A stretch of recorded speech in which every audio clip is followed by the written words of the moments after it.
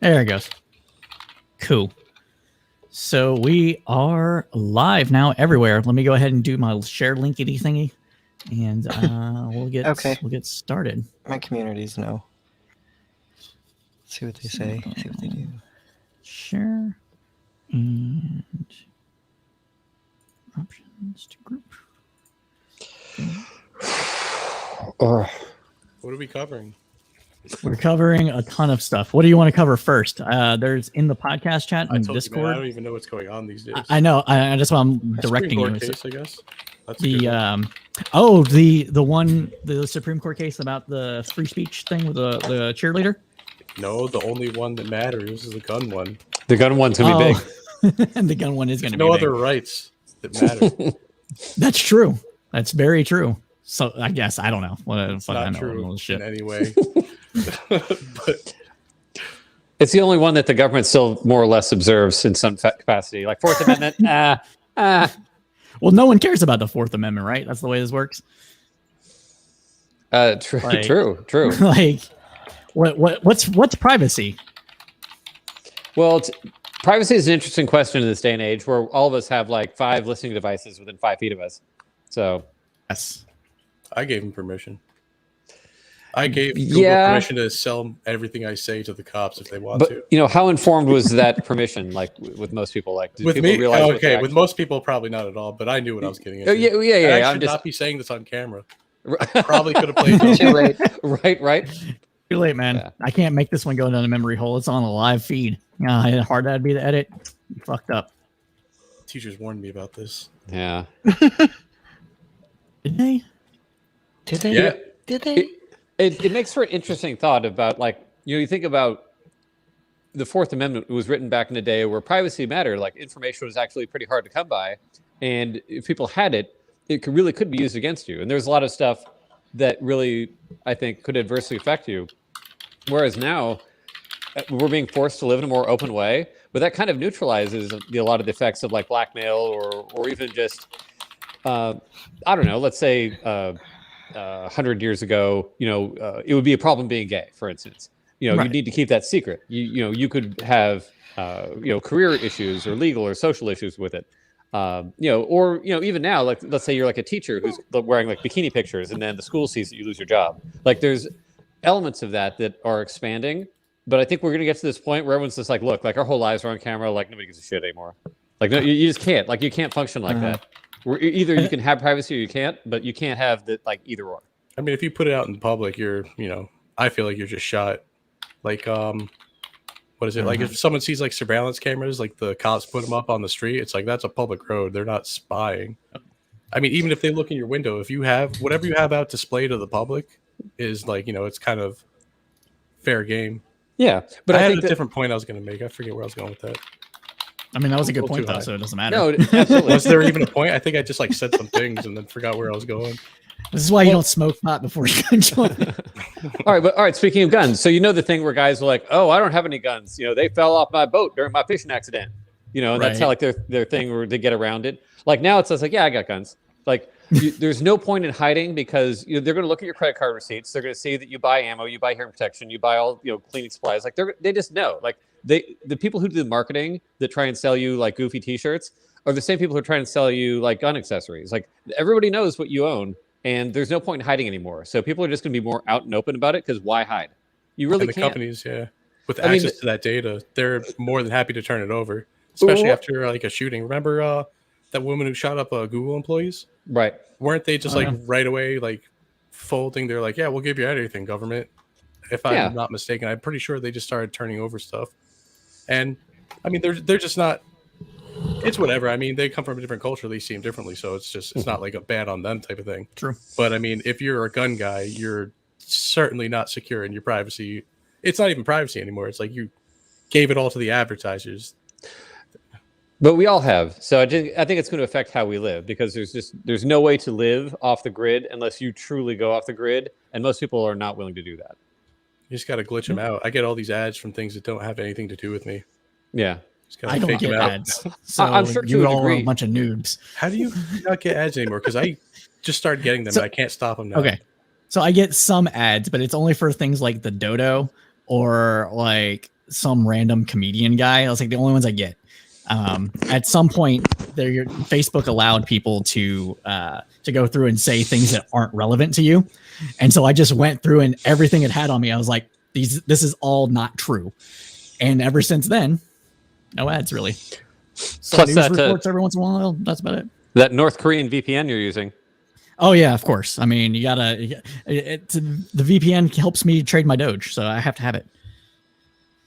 But let's get back on that the gun topic for the Supreme Court. Mateo, are you talking about the one where they're going to hear about open carrying in public, or is it concealed carry? But it kind of touches on open carry because it's a state that doesn't let you open carry, so your only option is a license. Mm-hmm. And they're not a shall issue state; they're a may issue state, which basically means they could just tell you no. They could effectively make your right to bear arms, when it comes to pistols at least, entirely obsolete. Because A, you're never going to be allowed to openly carry it. I mean, it's New York; it kind of seemed weird anyway. And B, they're only going to give permits to people like, Donald Trump has one, really powerful people who could pull strings. So if anyone's worried about the whole privilege and everything angle of this, it's clearly going to benefit the richest and the whitest of them all, because that's what we care about now. So what exactly is the case? I have not I'm not very read up on this case. Can you go a little more in depth? Hardly. New York's not letting you carry concealed. Someone wanted to do it, probably got in trouble. Or actually, no, I think what case? I don't know the actual case that this is actually dealing with, but whatever it was, New York's telling them no, they're just suing for it. I really don't know a lot about this. I really haven't been following anything at all. Oh man, you're failing me, Mateo. You're failing me. Politics is kind of bullshit anyway. I don't really care that much these days. It's not that it's bullshit, but I understand what you're saying. Yeah. But okay. No, I didn't want to. Damn it. Give me a second. I'll look up the stuff. Can I get my New York Times? Here we go. So the Supreme Court said, can I log in? There we go. So Supreme Court said on Monday they would review a longstanding New York law that imposes strict limits on carrying guns outside the home, setting the stage for its first major Second Amendment decision in more than a decade, and the first to be decided by the court's newly expanded conservative majority. The move came after a recent spat of mass shootings, which were followed by calls from President Biden and other Democrats for stricter restrictions on firearms. Scholars who study gun rights said that a ruling striking down the New York law could undermine those efforts. Let's see. Just give me. Okay. The new case is a challenge to the New York law that requires people seeking a license to carry a gun outside the home to show a proper cause. Two men denied licenses, along with the New York State Rifle and Pistol Association, sued, saying the state makes it virtually impossible for the ordinary law-abiding citizen to obtain a license. So, more or less, your summary was correct. So, yeah, I'm just not familiar with the actual people. Yeah, I just wanted to make. Yeah, I just wanted to make sure that it was like, you know what I mean. So, essentially, it seems like we know where this Supreme Court is likely to come down on it, given the Heller decision and the conservative makeup of the court. How would this play out for licensing in general, though? Do you think the court may rule narrowly on this case and make it to where it's just this particular law and action that's going to be made impermissible, or do you think they might rule more broadly on it? The narrow focus, even though we like to think conservative justices are always going to rule pro-gun, the right to conceal weapons is not exactly recognized by the Scalia types. Right. It was in Heller when Scalia, I think, clarified. He's like, you have the right to bear arms, not to hide arms. Right. Yeah. So I think if they narrowly focus, they're going to uphold New York's law, but they should broaden it because they should be like, well, you don't let anyone open carry. So effectively their right is not there. So they should somehow say something's got to give. But not entirely sure. I'm almost certain because they're so pro-gun, I don't think they would want to limit to themselves to where they're obviously going to side with the gun control crowd, unless they want to almost like legitimize themselves, because there's a lot of like there's a lot of whatever you want to call it hanging over their the image of the conservative justices. They're like, oh, they're going to make it all guns. No one's going to have abortions except in alleys. All, the most petty shit that ever came out. So maybe they want to kind of like, this is what justices do. Even when Roberts became the chief, he wanted to be the middle guy. So maybe they're going to do this to kind of, show them that they're being serious. They're not just going to be activists, or if you want to call them activists. So that's the ways it can go. I don't think they're going to narrow it down to just this law just because, their hands are basically tied, unless they want to be hypocrites. And that's entirely possible. They could be like, what, Scalia? Who the fuck is that guy? Or they could be like, that lib? No, screw Scalia. So it's possible. I think they're going to touch on New York pretty much just limiting you so outright that they're going to have to make changes, not to the concealed part, but then I'm not too familiar with how these cases go. They might have to be limited to that narrow. No, they could do it. They could create another test for the enforcement of concealed carry permits. But to me, it would still be making it broad would be throwing out concealed carry licenses in general. To me, making it narrow would be limiting it to, you can't just enforce it in such strict way where you're essentially taking the right away from people. Yeah, like every other state. Yeah. Or most every other state besides, the famously gun control ones. Right. I think it's like 42, 43 of them that all have like a May issue, which is basically they'll do a check. They'll make sure if you're a law-abiding citizen, congratulations, you're allowed. Pretty much. Whereas in New York, it's like, you have to be like, again, you just have to be connected enough to be able to get one. Nobody gets them except like Cuomo's friends, Trump, rich people, famous people. It's really hard to get them in New York if you're not like a cop. Oh yeah.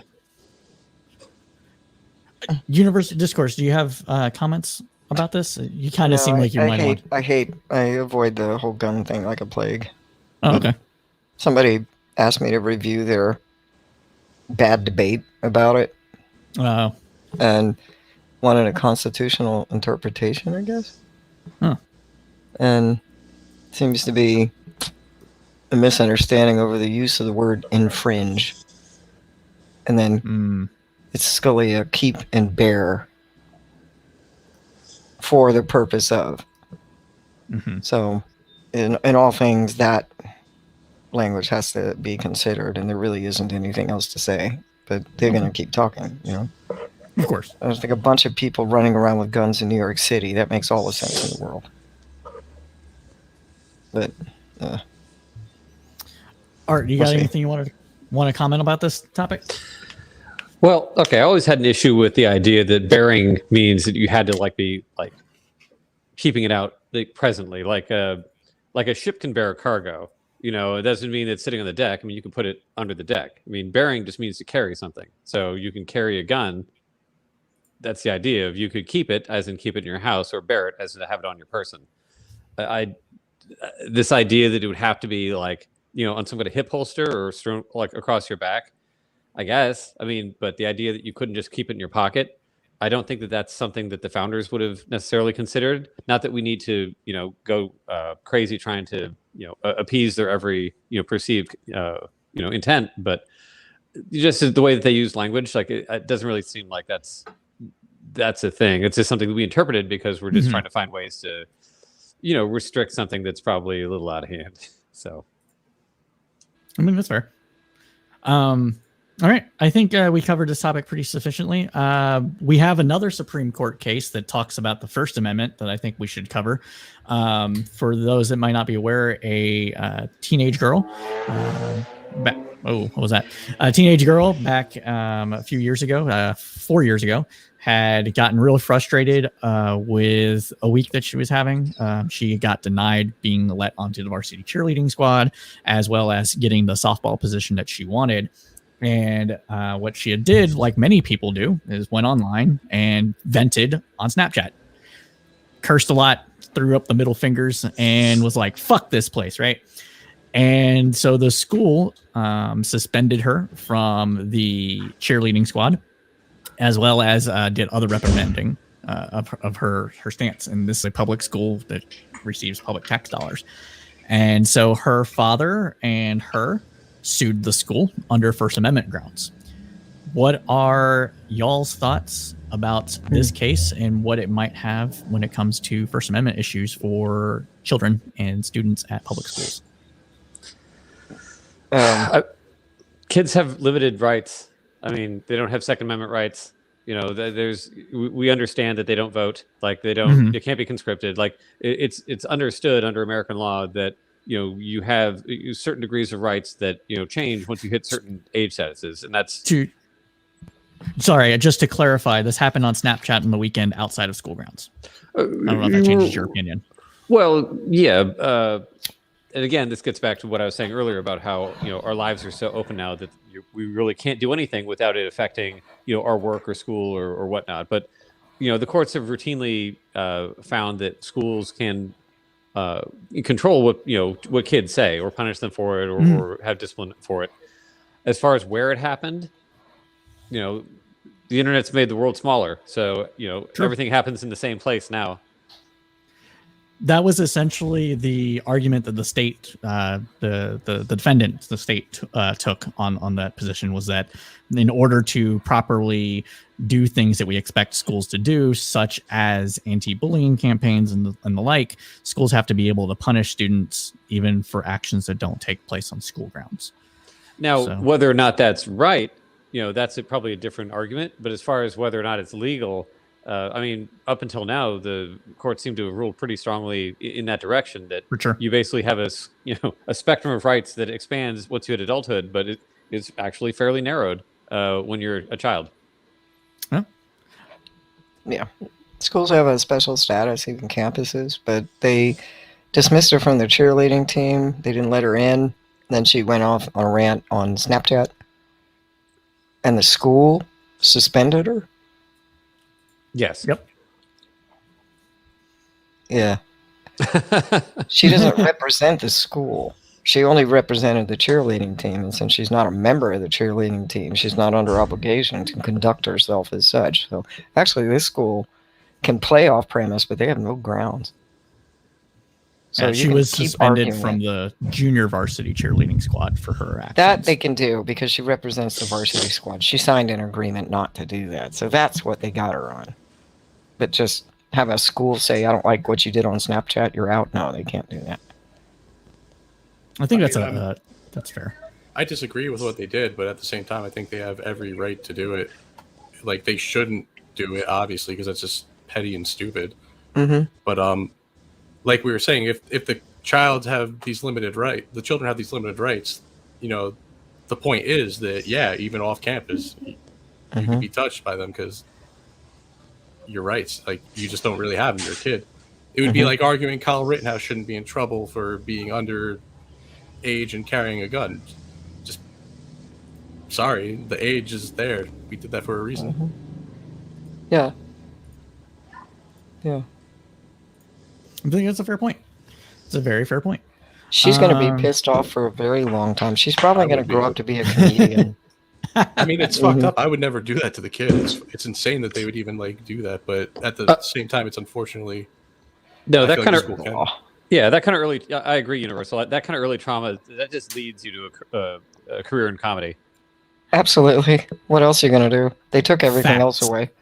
I mean, if you're already ranting that hard when you're 14 that you're getting banned like that, and it's going to the Supreme Court, you obviously have a career in comedy for sure. You have a way with words. You have a sad, tragic life ahead of you, but anyway, down the road, it'll be great ratings. Maybe you'll be up there with the big leagues, you know? Right. Or you'd be up there with the Dallas Cowboys cheerleader who is a comedian, you know? Oh. That's I think it's ridiculous. Yeah, I don't necessarily think that the school should have done. I've always been of the mind that the school shouldn't really punish students for things that don't happen, that happen outside of school. I think that is between the people themselves, parents, and if need be, law enforcement. For example, there have been kids that have been suspended from school or have been for being in trouble with law enforcement. So they got picked up for whatever reason. graffiti, minor stuff, not things that like actually put them to juvenile for a while, just like minor things. And we've had students that got suspended for that, and I don't agree with that either. I also don't agree with, and this is a different issue, I think, but it's kind of a similar thing with how society views schooling in general. I don't think campus police should exist. I think that campus, there can be campus security in order to keep the peace on campus, but I don't think a specific police presence that is more beholden to the school than the general police force should exist. And I don't think schools should be like investigating their own crimes that happen on school grounds. I mean, what if the kids fuck up the security guard and he really can't do anything except cry, "Someone please call the cops"? No, putting a cop on campus is the solution. What I mean by this is like there can be specific police officers that are trained to operate in school grounds, but they shouldn't be beholden to the campus. So they should be. Some schools are massive though. It's just a matter of practicality. Like you're gonna have a cop there so often that they are just gonna come to the conclusion that you should make a campus police officer anyway. It's kind of like libertarianism. You're gonna have a government in one way or another. Should that person answer to the campus or answer to the general police force? Well, he's still a cop, but I mean, he should have a hotline. Like they should have a hotline to him at the school. When I call the town and then have it direct to the guy who's on campus. What I mean by that is, should the police officer take directions from like the school's director or whatever? I don't remember the college's director is called, pro tem or something like that. I don't remember. Dean of students. Like, that's what I'm saying. Should the school also be involved in like litigating rape cases, for example? Like, these are things that I don't think that schools are designed to have the function of, and they don't have. Sounds like a court. Yeah. Yeah. I mean, there's courts. Right. That's kind of more of a criminal thing, but like, how about like anti-bullying campaigns? Schools can have anti-bullying campaigns, but I don't think that those should go outside of the school. Okay. So if it happens, that's what I meant. Yeah. What do you mean? That's what you meant? Sorry. That we're talking about schools having the kind of broad authority to police behavior of their students, even off campus. Hey. Just wondering. Were you bullied in school, Art? Me? Yeah. Yeah? Oh, yeah. Why? Because I was too awesome. Yeah, see? Right? It's just a lot of jealousy. It's just haters. Just player hate. That's all. Kids were really mean to me. They used to call me horsecock. It was really embarrassing. Do you know what that does? They used to call me to beat up the bullies because I was much larger than other kids my age. Nice. I was bullied. Where are you? Of course I am. I'm 5'6" and I look like this. Look how skinny I am. Like, aww. So I entered high school at 4'11", 85 pounds. So wow. But yeah. Yeah, I was 136 pounds when I joined the army. So I was little. Slender. Yeah, for sure. Yeah. Mateo's like, how tall are you? I'm a I had all the older kids on my side, so I didn't have to. Nice. Enough. I just call them up and be like, "This dude's bothering me." These hot twins would always beat up dudes who were bothering me or anything too. It made me look so much cooler than I was to all the other kids. Yeah, because who the fuck has that? You know. That's amazing. Yeah. So that was, I guess, luck. Yeah. I had the chess club, and even in numbers, we didn't really put up much resistance. We had someone comment in on YouTube, Quibbles Over Coffee. If you're a small city level campus, you don't think the campus should have its own school officer. Just like I said, just to clarify, what I mean by this is they can have their own school officer, but I don't think the officer should be answering to the dean of students or the college directly. I think they should be still answering to the police chief of the whatever it is that they're in, the sheriff, whatever. I don't think they should be taking directions from campus, because the campus incentive, the campus has different not incentives. Damn, my vocabulary is just dead today. But the campus has different kind of Protocol. Protocol. Interest. It has different kind of Interest. interest. Agenda. Yes, that's the word. It Interest. has different kind of money.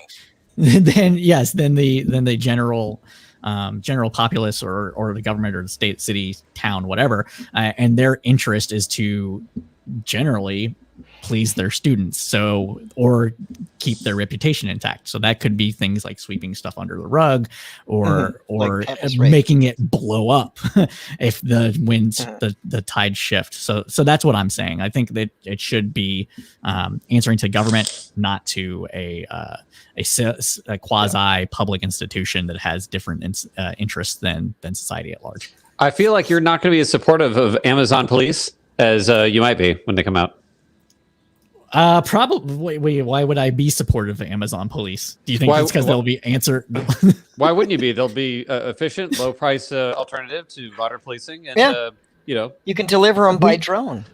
we already had Amazon Police. They were called the Pinkertons, and they busted skulls for corporate money. No, them, yeah. I missed out on that. I don't know. Yeah, or RoboCop. I'm 100% for RoboCop, but an actual robot. You would be. I was Take the humanity out of policing. It's gone too far. Oh, that's exactly like it's so humane as it is. Yeah, I feel perfect. I feel like you might want to rewatch that movie because that's I have. You're missing some of the themes. I'm joking. Okay. Yeah. It's for the memes, Art. It was for the memes. For the True. memes. The left True. is still practicing memeing. Right. Let him go. Don't frighten him away. I mean, it was good though because Art was convinced that I was not joking. So there you go. Very good. See, you have a career as a comedian too. Look how convinced, or a politician. That was perfect. Oh, I say separation of law and school. Yeah. Twist that knife. You're just twisting that knife in me, man. That's why I got my shades on. I'm being shady. Wow. All right. It's my best. That's all I got. I got nothing.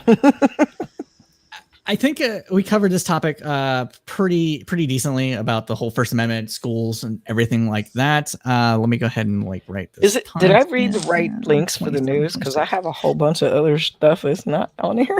You did. But then Mateo came in with like, "Hey, what about this?" And that reminded me of the other stuff. So it happens. So let's talk about some of the stuff that I actually sent out to y'all and was in our Discord. Let's do something that's a little funny. Art, did you hear about Giuliani raid? I did, and I wasn't. The body was dead when I got there. I don't know anything. Wait, what? So I'm with him. I'm with him. Oh yeah. Oh that. Yeah. Julie Andrews. They arrested Julie Andrews. I knew it. Violation of the sound ordinance. Oh. I mean, you guys basically called this a long time ago anyway. Is You're this like, why hasn't this happened? Yeah. Now, to be fair, we're like 2 years late, though, weren't we? Or like we are so fucking late. Probably because they were still investigating. There's probably so much to go over. It's just it sounds like FARA violations. Basically, he was acting as an agent of the Ukraine and didn't register as a foreign agent and all that. So it's surprising too. That's what makes. I'm gonna have to look up the episode to number 2. If he went and did that and got money for Trump's campaign, I guess is what they're saying, right? Well, so isn't that put Trump, incriminate him as well for emoluments and we don't maybe actually treason or something along those lines? Yeah, we don't actually know. I mean, when they show up with the warrant, like Rudy will get presented with that, and then they'll see like what specific crimes he's being investigated for, and they persuaded a federal judge that there's evidence in his house on these electronics of these, crimes, this, and this. So he knows what he's actually being charged with, or I should say investigated for, not charged with. It's surprising that he hasn't leaked that yet because he's a legal disaster. He's he has senility and dementia going on. He definitely does. Really? He's not competent? Then they can't pursue it. Giuliani, what? He just says words. So it's just a matter of time before he confesses and posts it on his Twitter, like what he's actually being charged with. He just can't help. He can't help himself. So we'll know soon enough. He got the Trump disease. that the episode that we did this on, where we predicted that this was going to happen before Thanksgiving, was during the first Trump impeachment trial, and that episode was our 7th episode, which was Impeachment: A Greek Tragedy Part 1. So go ahead and check that out, because we saw this way long time ago, but we were totally off base about the timeline. So, well, that's actually bad news for him, because if they waited this long, they probably built quite a case. They clearly took the arrangement to postpone it for the election, because that was one less thing out of their hair, and then they quickly went right to it. I mean, that was obvious. I could see that. Well, yeah, they blatantly did that because it was decided. Well, the first impeachment happened way before the election, though. I think the primary didn't even start, right? No. Well, with this guy's case, he was already being looked at, and they said, no, hold off on that until the election goes. Oh, okay. Yeah. The Biden election. Yeah. It's funny, you know how Bill Barr was avoiding Matt Gaetz because he knew the Gaetz was under investigation, so like he wouldn't let himself be photographed with him. I feel like, and he did the same with Giuliani. I feel like if we can like reverse analyze or reverse engineer every photograph and figure out who he refuses to be photographed with, we might have an idea. We could totally do that. Actually, that's a good point. You're probably. I wish it. Anyone that Bill Barr has been avoiding, or that's it. They're they're in trouble. Just go again. Yep. The value of comics in society today. It's amazing. What a trend we have going as a theme. Who knew? Surprise. It's a shame that my data science skills aren't up to snuff with imagery analysis, because I could actually give you an answer. Well, you can call Rebecca Jones on that. She'll help you out. She needs a job. True. So, is there any other comments that we should give about Giuliani? We everybody on the panel pretty much agrees that he's toast, not even buttered. He's burnt. He's done. He's crisp. My favorite part about the whole saga involving Giuliani is how when he first gave a speech for Trump, like he was being considered for I think it was Secretary of State or maybe some cabinet level. No, you're right. It was a big deal. And then he like kind of spoke for Trump a few times, and even the Trump administration, they were like, I don't know, man. Like eventually, of course, Trump warmed up to him because enough libs hate him, and Trump's gonna be like, there's something to this Rudy guy. I like him. But at first, even Trump was, or at least Team Trump, and probably wasn't Trump. Trump doesn't have the wherewithal to really make these decisions. Mm-hmm. They were just like, nah, man, not Rudy. Well, yeah, good God. I mean, can you imagine Rudy Giuliani, Secretary of State? My God. No, we don't need to imagine. We don't need to imagine because he was already sent doing Secretary of State things. Now, bear in mind, I'm just going to say 4 words just to remind you of what that would look like. 4 seasons total landscaping. Yeah. Oh man, that is so good. Like, I can't believe we live in a timeline where that happened. That's all. I've always said, like, every time something like that happens, I'm like, just what a time to be alive. We'll never get this again. Like, it will never be. Like, thank God we made it out sort of okay because we could really just laugh. This had to have been one of those. Go ahead. No, I just want to say that's just a thing that really happened. That actually happened. 4 seasons. Put it into Google, found the first link, and wouldn't take no for an answer. Just gave him the right price. The level of goons that you're working with. It's amazing. All right. I think that wraps up the Giuliani thing a little bit. I think that was a fun little story to cover. Universal Discourse, you keep mentioning Rebecca Jones. Would you like to? Yeah, she turned herself in. Before that, just to give a little recap of who Rebecca Jones is, would you mind was doing a that? data scientist in Florida who blew the whistle on some official in Florida for they asked her to falsify data regarding COVID to make it seem less serious, that they were containing it properly and they weren't, and so she blew the whistle. And they harassed her to death, and she finally just decided to turn herself in. And they seized all of her stuff, and she's filing due process and innocent. And they said that she got on the public health website and put this, they're lying to you, don't fall for it, you can be a hero. And they say they traced it down to the IP in her house, and her team is saying, well, you know what? That's a publicly accessible site that could be spoofed. So there's that, and she's claiming First Amendment freedom of speech. And she's sticking to her story. She's still saying that the date has been altered and that it's much worse than the man let on. So she voluntarily surrendered herself today. Is she getting hit with hacking laws, or what are they going after her for? Illegally using or improperly using a workstation computer effectively because she worked for that facility. So they say she put this message out, and she said, well, she was fired for blowing the whistle, and so she's claiming First Amendment, and she's denying the charges, but she turned herself in. She also had been exposed to COVID, so when they brought her in, she said, I'm tested positive for COVID, so they go put her in jail, and there she has COVID. So, Jesus. So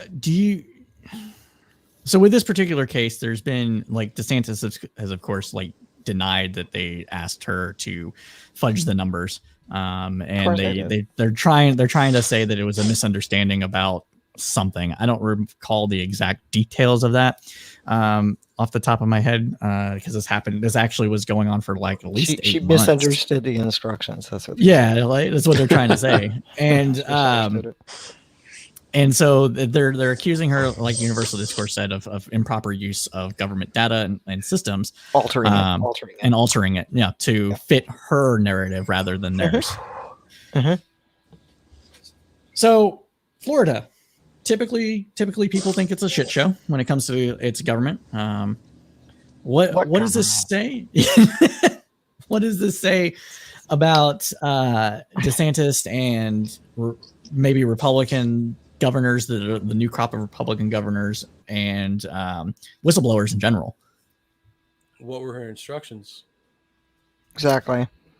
I mean, if they're saying it was just a misunderstanding, I mean, I'm sure there's an email or something we could really check. It's not like they just we told her in a park and we can't prove it or something. This is all very official. They couldn't cough up these magically misunderstood instructions. Was one of the problems. They never could cough it up. They're gonna have a hard time proving their case then.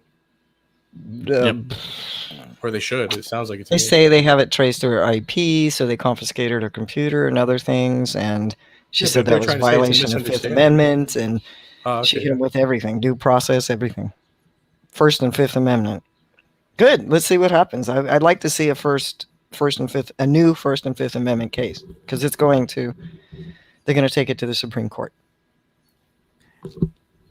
Interesting. Mateo, what were you getting at though? Like exactly with this, you're saying that they'll have a hard time proving their case. The government's saying it was a misunderstanding, right? Mm-hmm. Well, essentially, if it's a misunderstanding, then they should be able to produce some sort of document showing that they their instructions. And if it's reasonably, ambiguous, then they probably have a case. They can't. But, and they can't. Suing them for firing her. She's filing against them for violation of due process. Yep. For arresting her.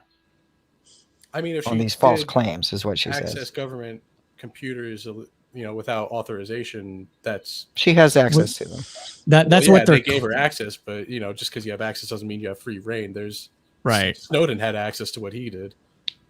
So this is going to be an interesting whistleblower case, in my opinion. Essentially, what had happened prior to it going to press was that she actually tried to do the right thing and go through the process and be like, "Hey, these don't look right. What's going on? I've been told to do this, whatever." And they basically put the kibosh on it, right?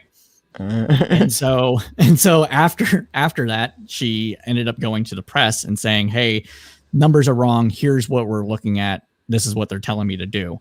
And I don't think she actually turned over the information. So I don't know if she can be charged. Actually, I don't think if she didn't turn over the information to the press, I don't see a case of illegally accessing and distributing information for that. They're talking about getting them in trouble for using, let's say, some dirtbag cop sees a hot girl and he uses her license plate to look up her info or whatever. There's a big movement out there who's trying to get that placed into hacking laws because, I mean, it's fucking hacking anyway, and it'll stop a lot of really dangerous people from accessing, obviously, databases that'll make them more dangerous. So this seems to fall into that type of area where it's basically... She didn't hack at all. Well, most of these people don't hack. Cops don't hack either. They just use a system that they have access to when they're not authorized to do so. and that's what this seems like. But She this seems like one of those used things the where the system government from home to put out a message. Yeah, that's It not wasn't disputed. authorized. Unauthorized use is what they have. I think this is one of the cases where the government's wrong for what they did, but it's not going to make what she did right, and no one's going to be happy with the outcome. That's my guess, but I don't know enough about this. What the government did? I mean, it's what did she do that was wrong? If she distributed information that goes against, if she violated basically Florida's version of an NDA, then it becomes a similar situation of what Snowden okay, did. okay. Yeah, that NDA. Yeah. They didn't cite that. However, yeah, so, I mean, I gotta really look into this more. This just sounds very similar to the whole police thing that I heard about recently. Yeah. So it seems interesting. It's something that NSA people at the NSA have been accused of too, of like stalking exes and stuff like that. I bet you that. Y'all, excuse me. Y'all's Twitch chat. Yeah. You have to be a follower for an hour. Is that what it's set to? So I've been over here promoting you heavily on Twitch where I live, and I brought my bunch of my folks, and they can't talk to you. How do so? Can somebody stop that?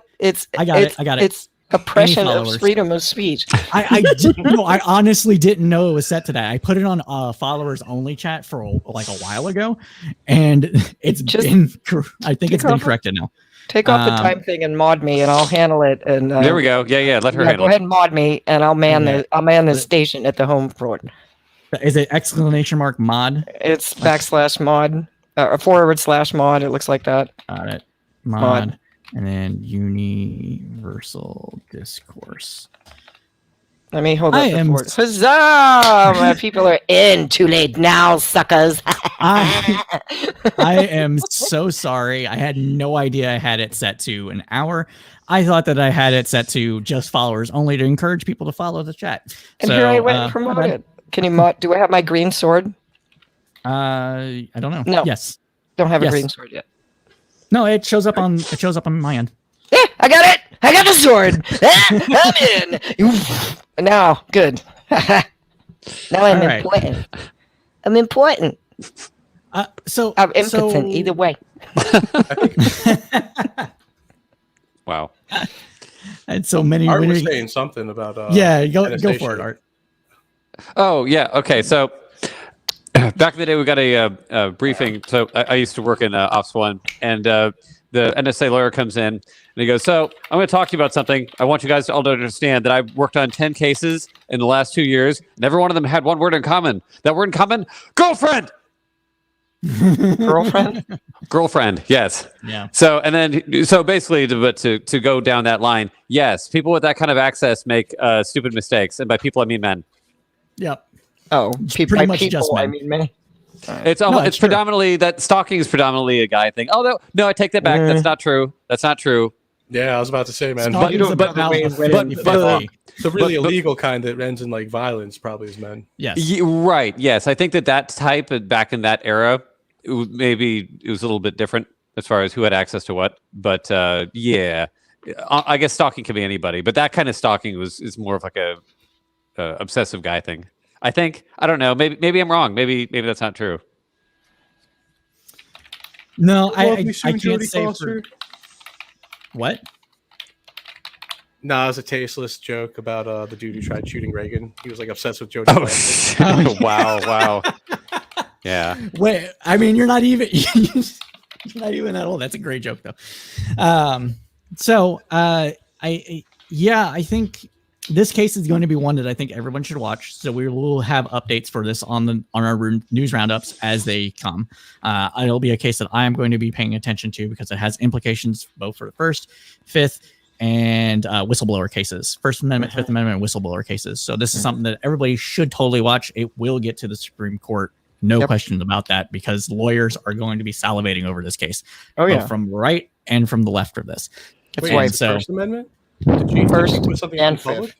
So she went to the press with information. She didn't go to the press. No, so originally she wasn't going to go to the press. She was going through her whatever their version of chain of command is over there at her job, and they denied basically everything that she was saying and swept it under the rug. after that, she went to the press to be like, hey, they're fucking with numbers. I have the information. I can't release that information, but I have it. And the press went to print with that. So she did, as far as I know, she didn't turn anything over to the press. So that's why I don't think that they have actually her accessing systems illegally. I don't know if that case has much as much water because she didn't actually turn over the evidence to people. I mean, if I say I have a dead body in my basement, I don't have to turn it over for the cops. Right. I mean, that's what I'm saying. So I don't know. See whether she actually did have the evidence or not. They had it on her own personal laptop, correct? Not on her her work one. Yeah. So. She didn't specify anything like that, right? Mm-mm.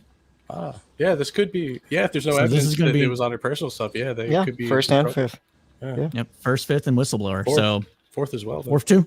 Fourth as well. Unreasonable searches and seizures. Yeah, that's it. She's got that. Yeah, for sure. Them writing her home. So. Crap, you could work the 14th in there somewhere.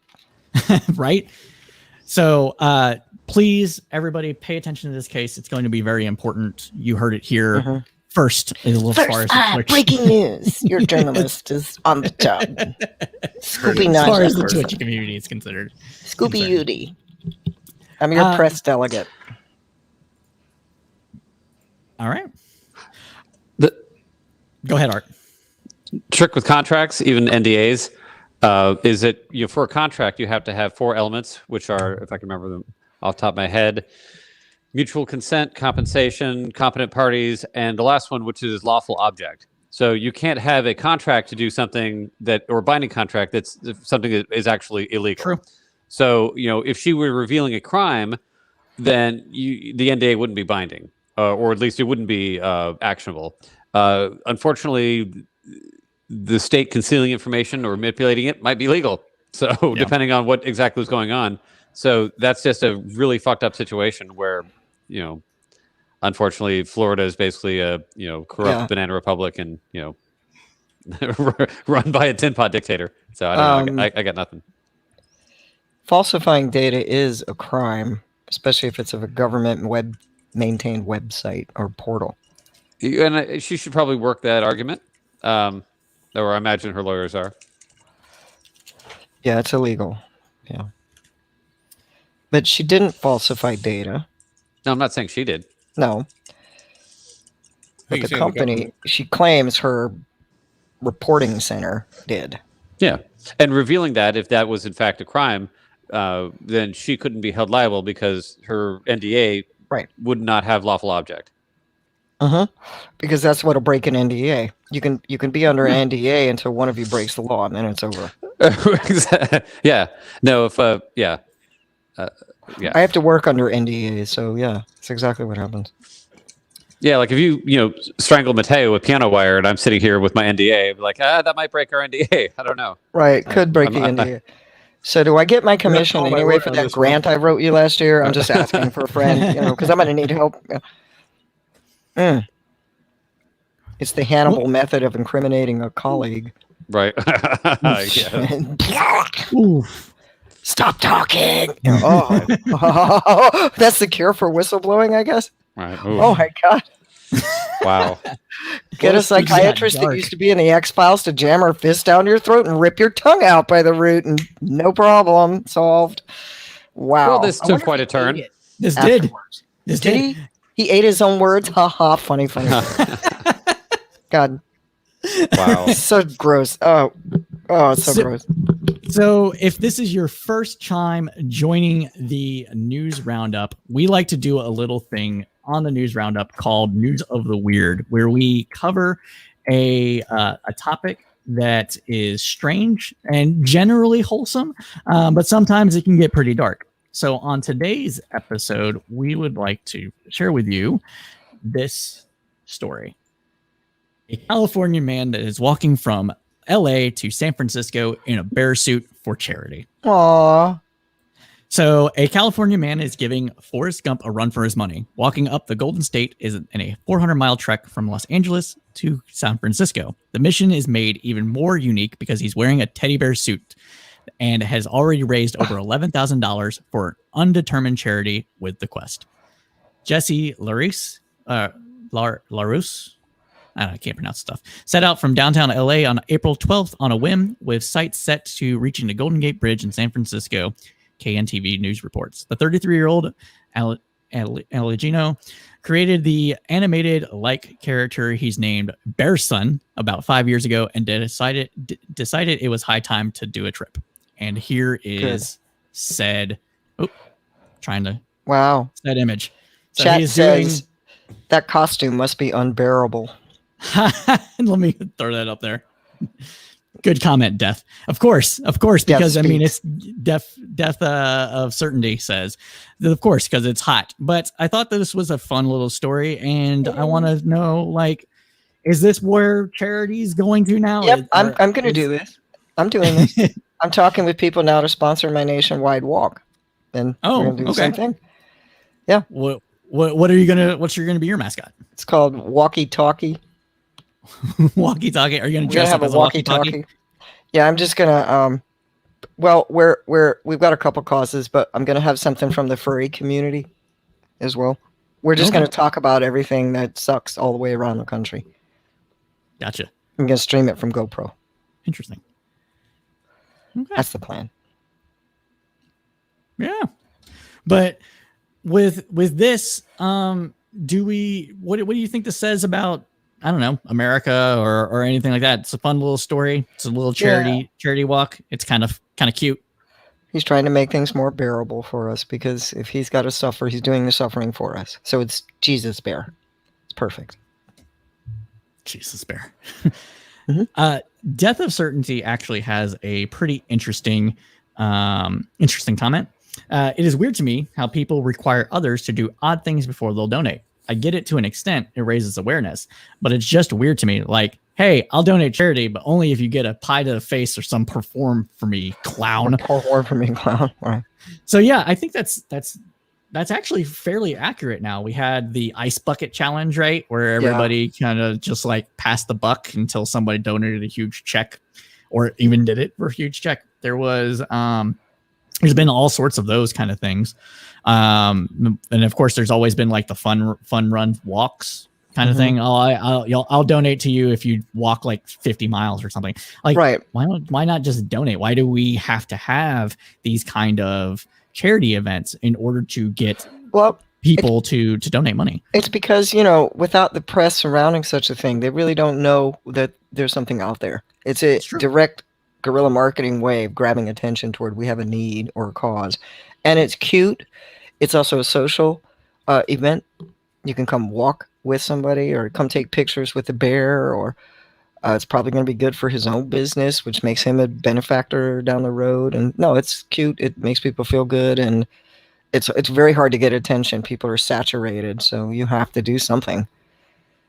Yeah, I feel like you'd be hard pressed to find people who are like, "Oh, you didn't walk the full 5 miles? Well, I'm not donating." I feel like all those people they're all down for it. They just, they just play along. Well, there was like that commercial from like, I don't know, 20 years ago or so. So I'm dating myself here, but a guy's like, "Oh, I'll donate to you. What do you say? $1 a mile?" And then the fast forwards and the kids already walked from one part of the country to the other side of the country, like 33,000 miles or some crap. I don't know. Just thought how does it feel to date yourself? I mean, do you argue with yourself, and how do you spoon? No, it's just one loving embrace of me loving myself. There you go. It's almost like you're the same person after all these years. Sometimes I get a little handsy with myself. I have to tell myself, no, I have a headache. Sometimes you're not in the mood for yourself. Sometimes I give myself the creeps. Yeah, I get it. It's perfect. Yeah. Any other comments about this particular story? Or I think it's cute. And my charity walk, I'm just talking to somebody now. We've decided we're going to go ahead and give it a shot. I was going to do it before COVID. And so I'm actually looking forward to seeing whether we can do it and do a stream from this thing. And we're going to go, especially to reservations where nobody goes. So I think things like this are cool. And it does remind me of Forrest Gump, which is actually very cool. So it doesn't hurt, and it gives people a reason to get out and walk. What's wrong with that? There's nothing wrong with that. I just think it's interesting, but I also wish that people would just be more forthcoming if they have the means, with not just certain charities, but with charitable givings and volunteering in general. They're not looking up the charity hotline to say, how can I throw my money at you? Please come take it. Nobody's interested. True. You give them a good reason, and just like a Twitch streamer, they'll just throw Bezos bucks out all day long for no. Yep. And free suits work. Well, I think we covered this topic pretty extensively, and it was a fun little story. So I'm glad that we do this news of the weird segment. It's pretty awesome. Art, did you know that Cypher has been dating himself secretly behind his wife's back? He's a kinky. Do you know what happens when he gets fed up with himself? Then he goes to her, and then she's posted on Facebook. He gets himself a little drunk. Whispers some sweet nothings into his ear. And then she posts like, my husband left me for himself. Oh God. What's happen. the world coming to? Stop putting this knife in my back. That's why I have a mirror on my ceiling. I'm right there with you, man. Oh God. American Gigolo. Narcissus Prime. Guilty. Oh God, yes. All right. So with the other topics that I kind of wanted to cover, it's a slew of things that are just fucked up situations with the police. Super bad. Whether or not some of these are going to prove to be justified homicides is up in the air. Should we talk about this because we're gonna end up talking about it for a while, or the Arbery case is really disgusting. It's so disgusting. The Arbery case is similar, but I think it's separate from the other ones. That there's been 3 or 4 additional police killings in the last week. Arbery wasn't a police killing, though. Right. Yeah, that's what I'm saying. Those guys just want to be. I think one of the guys was an off-duty or retired cop or something. He was something. That's why they was retired. Let him go right away. They're like, oh, hey, right. He was a good old boy. Like, well, he's a good old boy. Buford. Yeah, Buford used to don't protect the neighborhood, and it's all right. I used to go drunk driving with him all the time. He's a great guy. Right. Yeah. Oh my God, I can't believe we're making jokes, but yeah, that's true. That's how these good old boy networks and these small towns work. They tried the Zimmerman excuse with it was a citizen's arrest, and I'm like, you idiot! Georgia doesn't allow citizens arrest. Not only that, but for what? Zimmerman didn't even use that.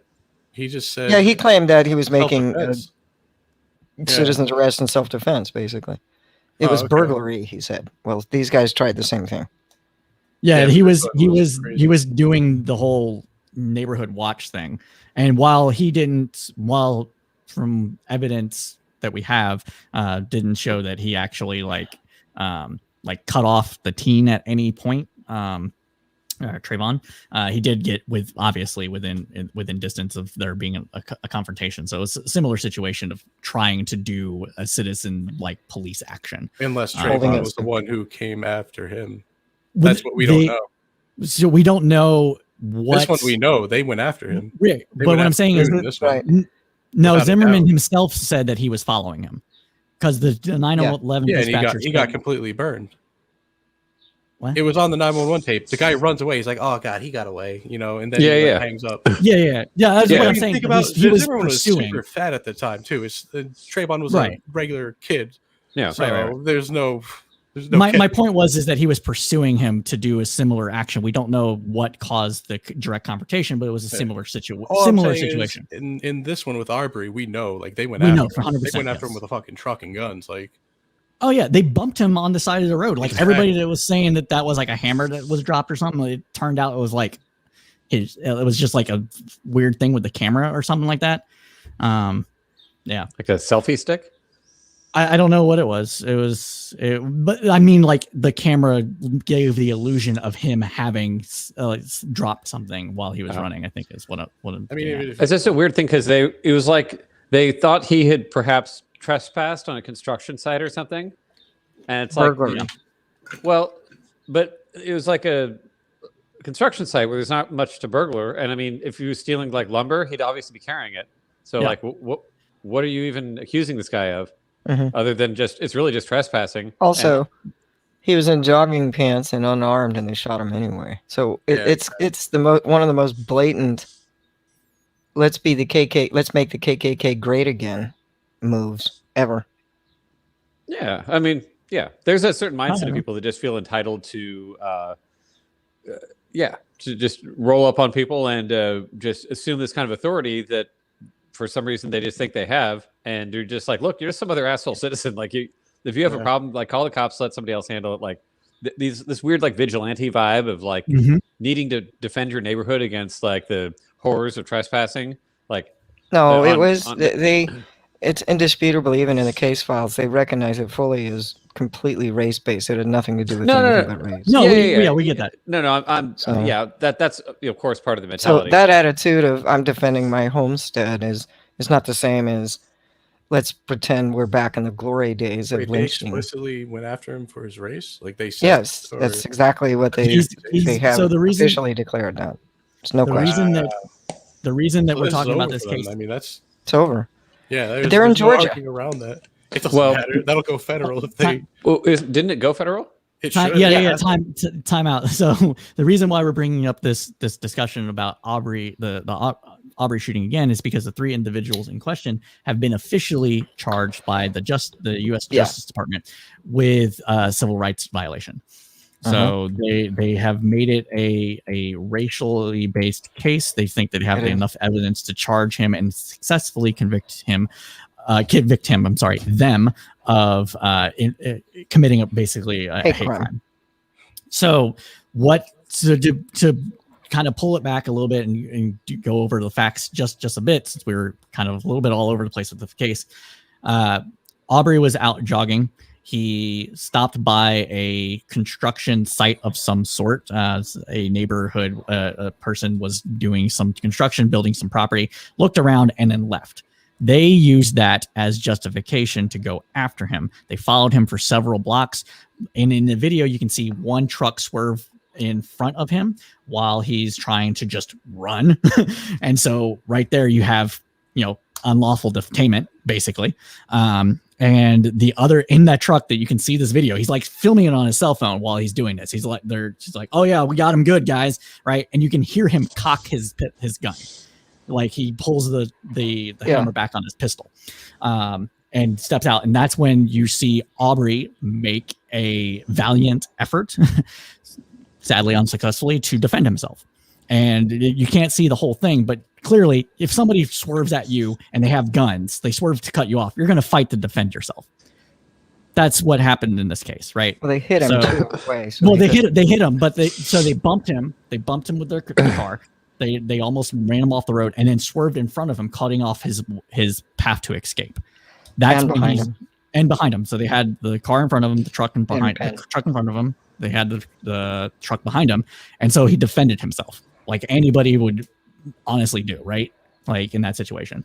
And they're trying to say, well, because he tried to defend himself from us, it's self-defense.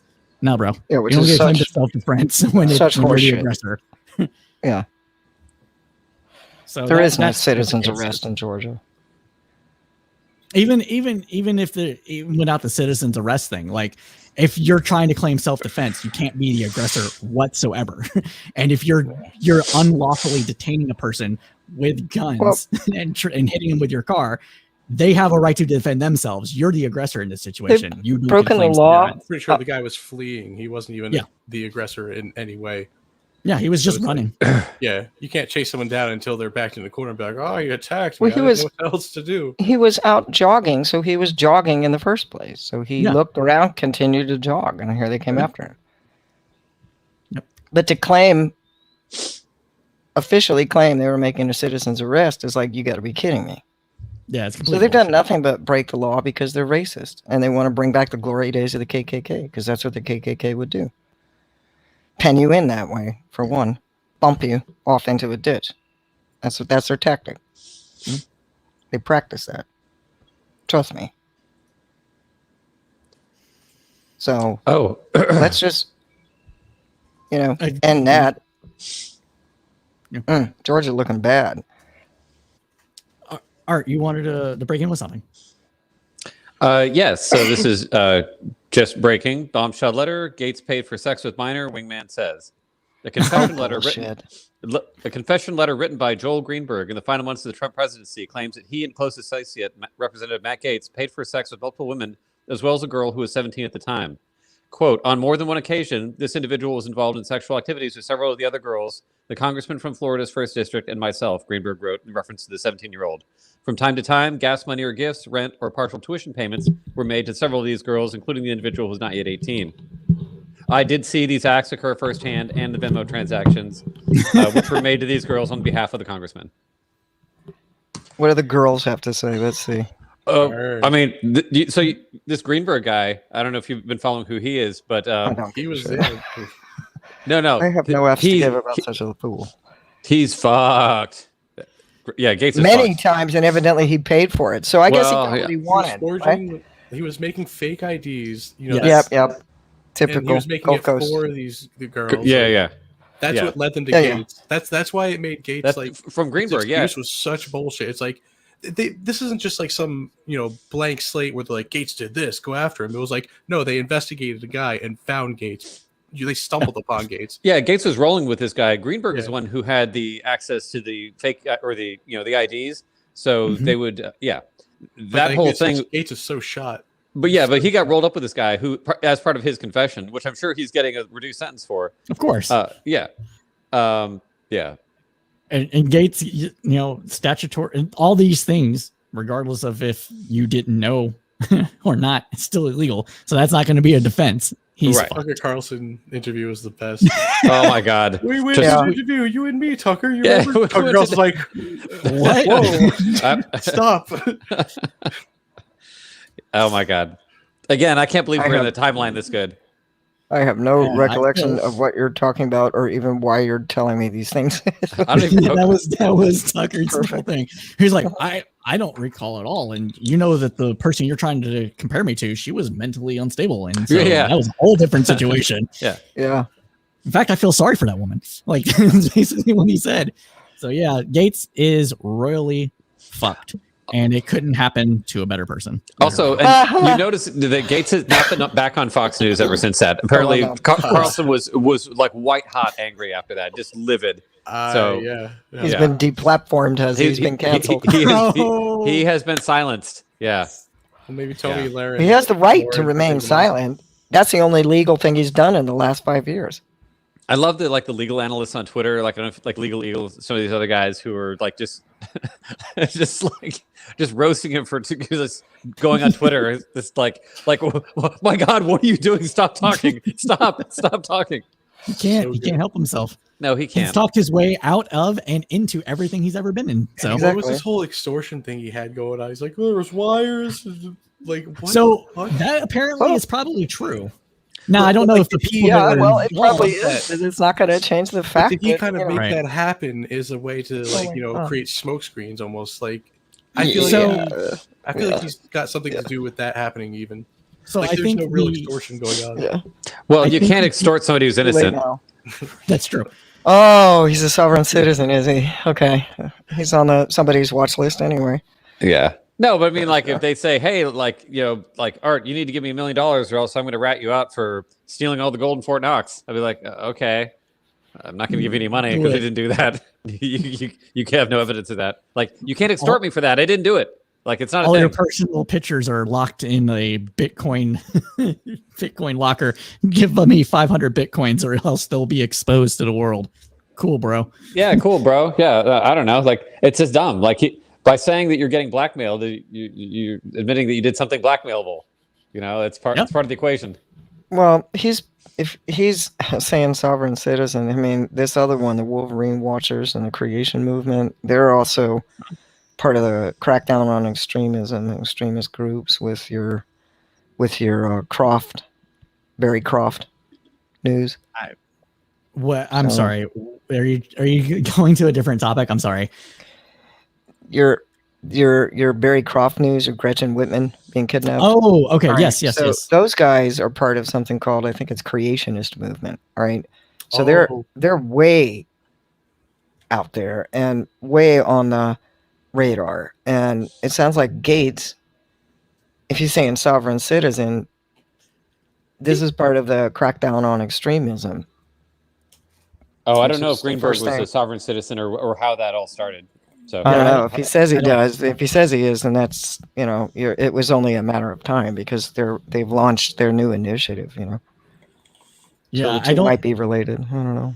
I don't know anything whether or not one of them claimed to be a sovereign citizen or not. I think the guy was just faking IDs to traffic under at least under drinking age women around the country, so to help himself out to goods. So yeah, but yes, this Larry, the Governor Whitmore, they have been charged. 3 men charged in plot to kidnap Michigan governor now face weapons of mass destruction charges. And the reason for this is that they had plans in order to blow up a bridge to cut off police being able to pursue them after the kidnapping would have been there. And actually, the kidnapping was was it the kidnapping that was part of a to take the police off of their case to do the other stuff they wanted to do as well? Like they were doing a twofer here? Or was it the other stuff to take them off the trail of the kidnapping? Evidently prompted by Trump's tweet to liberate the city from these protocols the governor tried to impose for quarantine. No, that's true too. So, like, liberate Michigan, that thing went out. People came rallying to the cause. Everybody got to liberate Michigan from the tyranny of mask mandates. Yeah. It's my God. All the fucking things. I got to get a haircut. No, you really don't. Like, come on. You can wait a little bit. Let's be real. But yeah, so were they even mandates? I feel like a government doesn't even have that type of authority. Like these people just acted like they're being mandated to wear masks. So Michigan, Walmart told them to wear a mask. So like the government's out of control. Michigan did have a mask mandate, and it did have lockdowns. Just at the time, like everybody else was, when we were going through the peak of COVID, and lots of people were dying, and hospitals were being overrun. We had lockdowns, mind you. Like it wasn't like every business was shuttered. It was these businesses don't go here, try to avoid going out kind of thing. And of course, people didn't like that. So. But yeah, even though if you didn't like it, you shouldn't be trying to kidnap a governor to solve that. Use your words, not your violence, especially in the sense of where it's not just violence. So yeah. So just a little bit. End game really was like, what did they think was going to happen?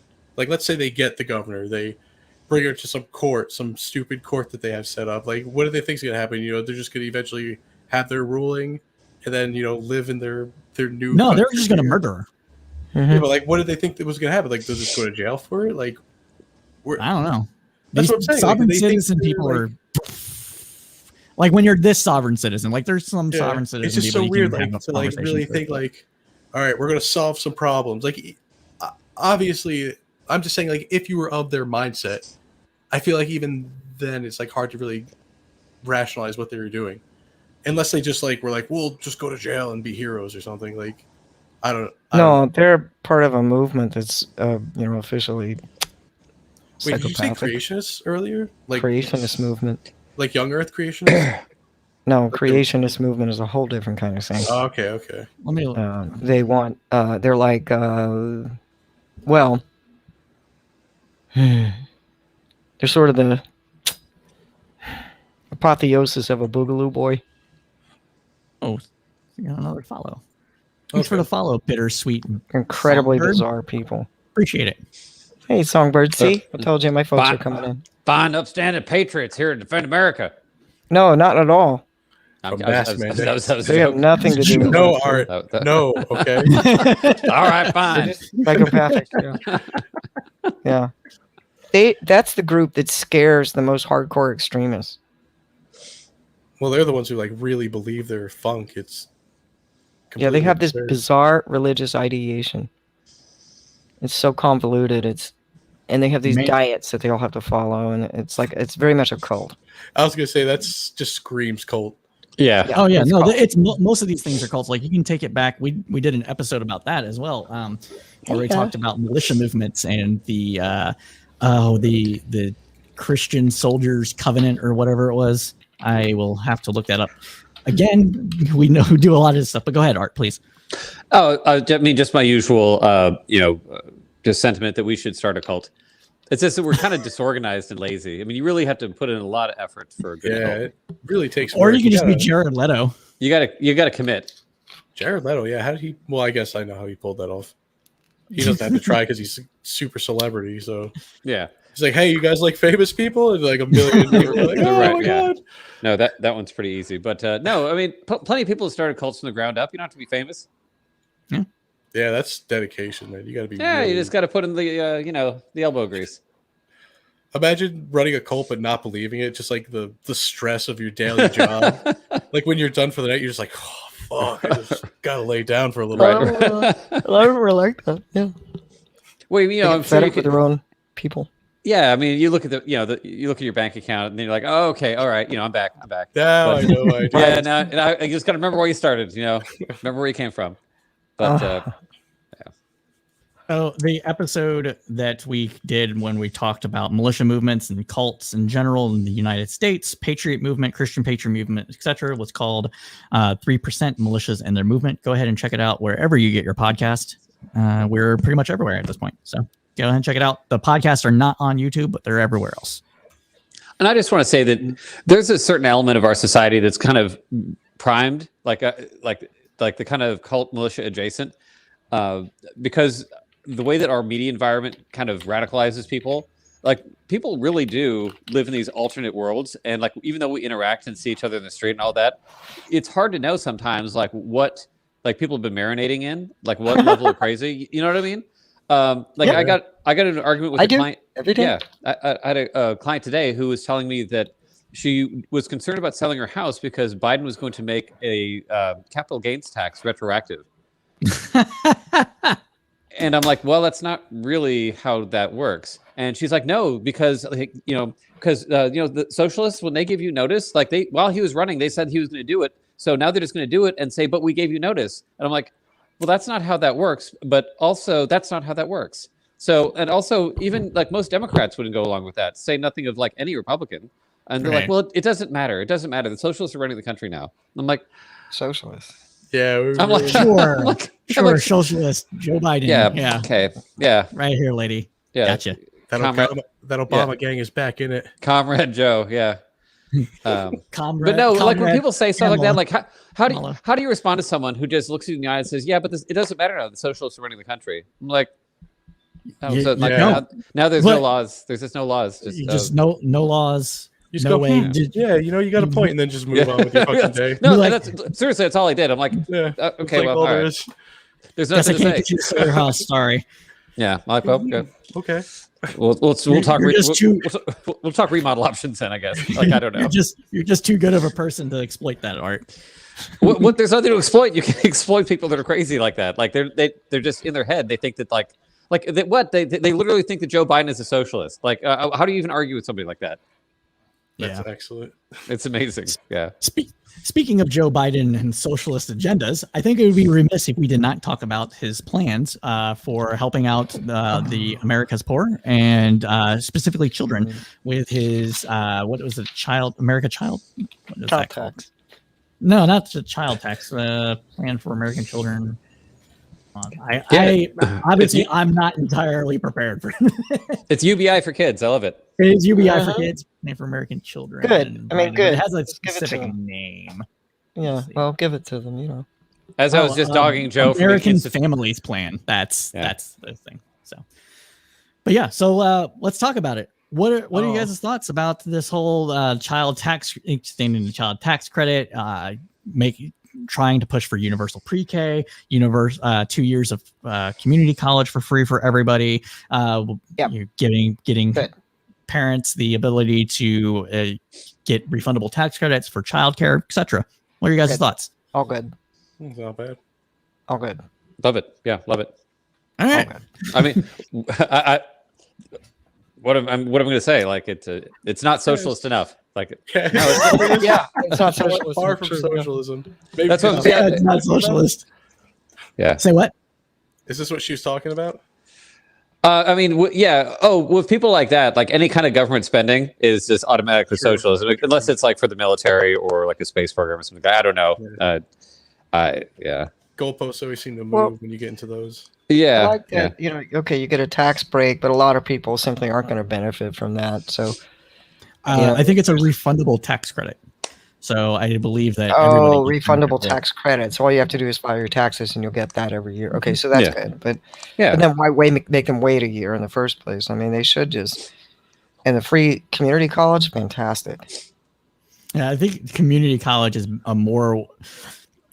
I would prefer it to cover all schooling, but as far as like a middle ground is concerned, a lot of people are resentful of people that go and get college degrees or had to pay for it themselves. So I can understand from a political perspective why one as old as Joe Biden is would be more for community colleges. That's not a bitter pill to swallow. It's pretty sweet sugar in that case. I mean, community colleges are the single best vehicle for lifting people out of poverty, or what's the term?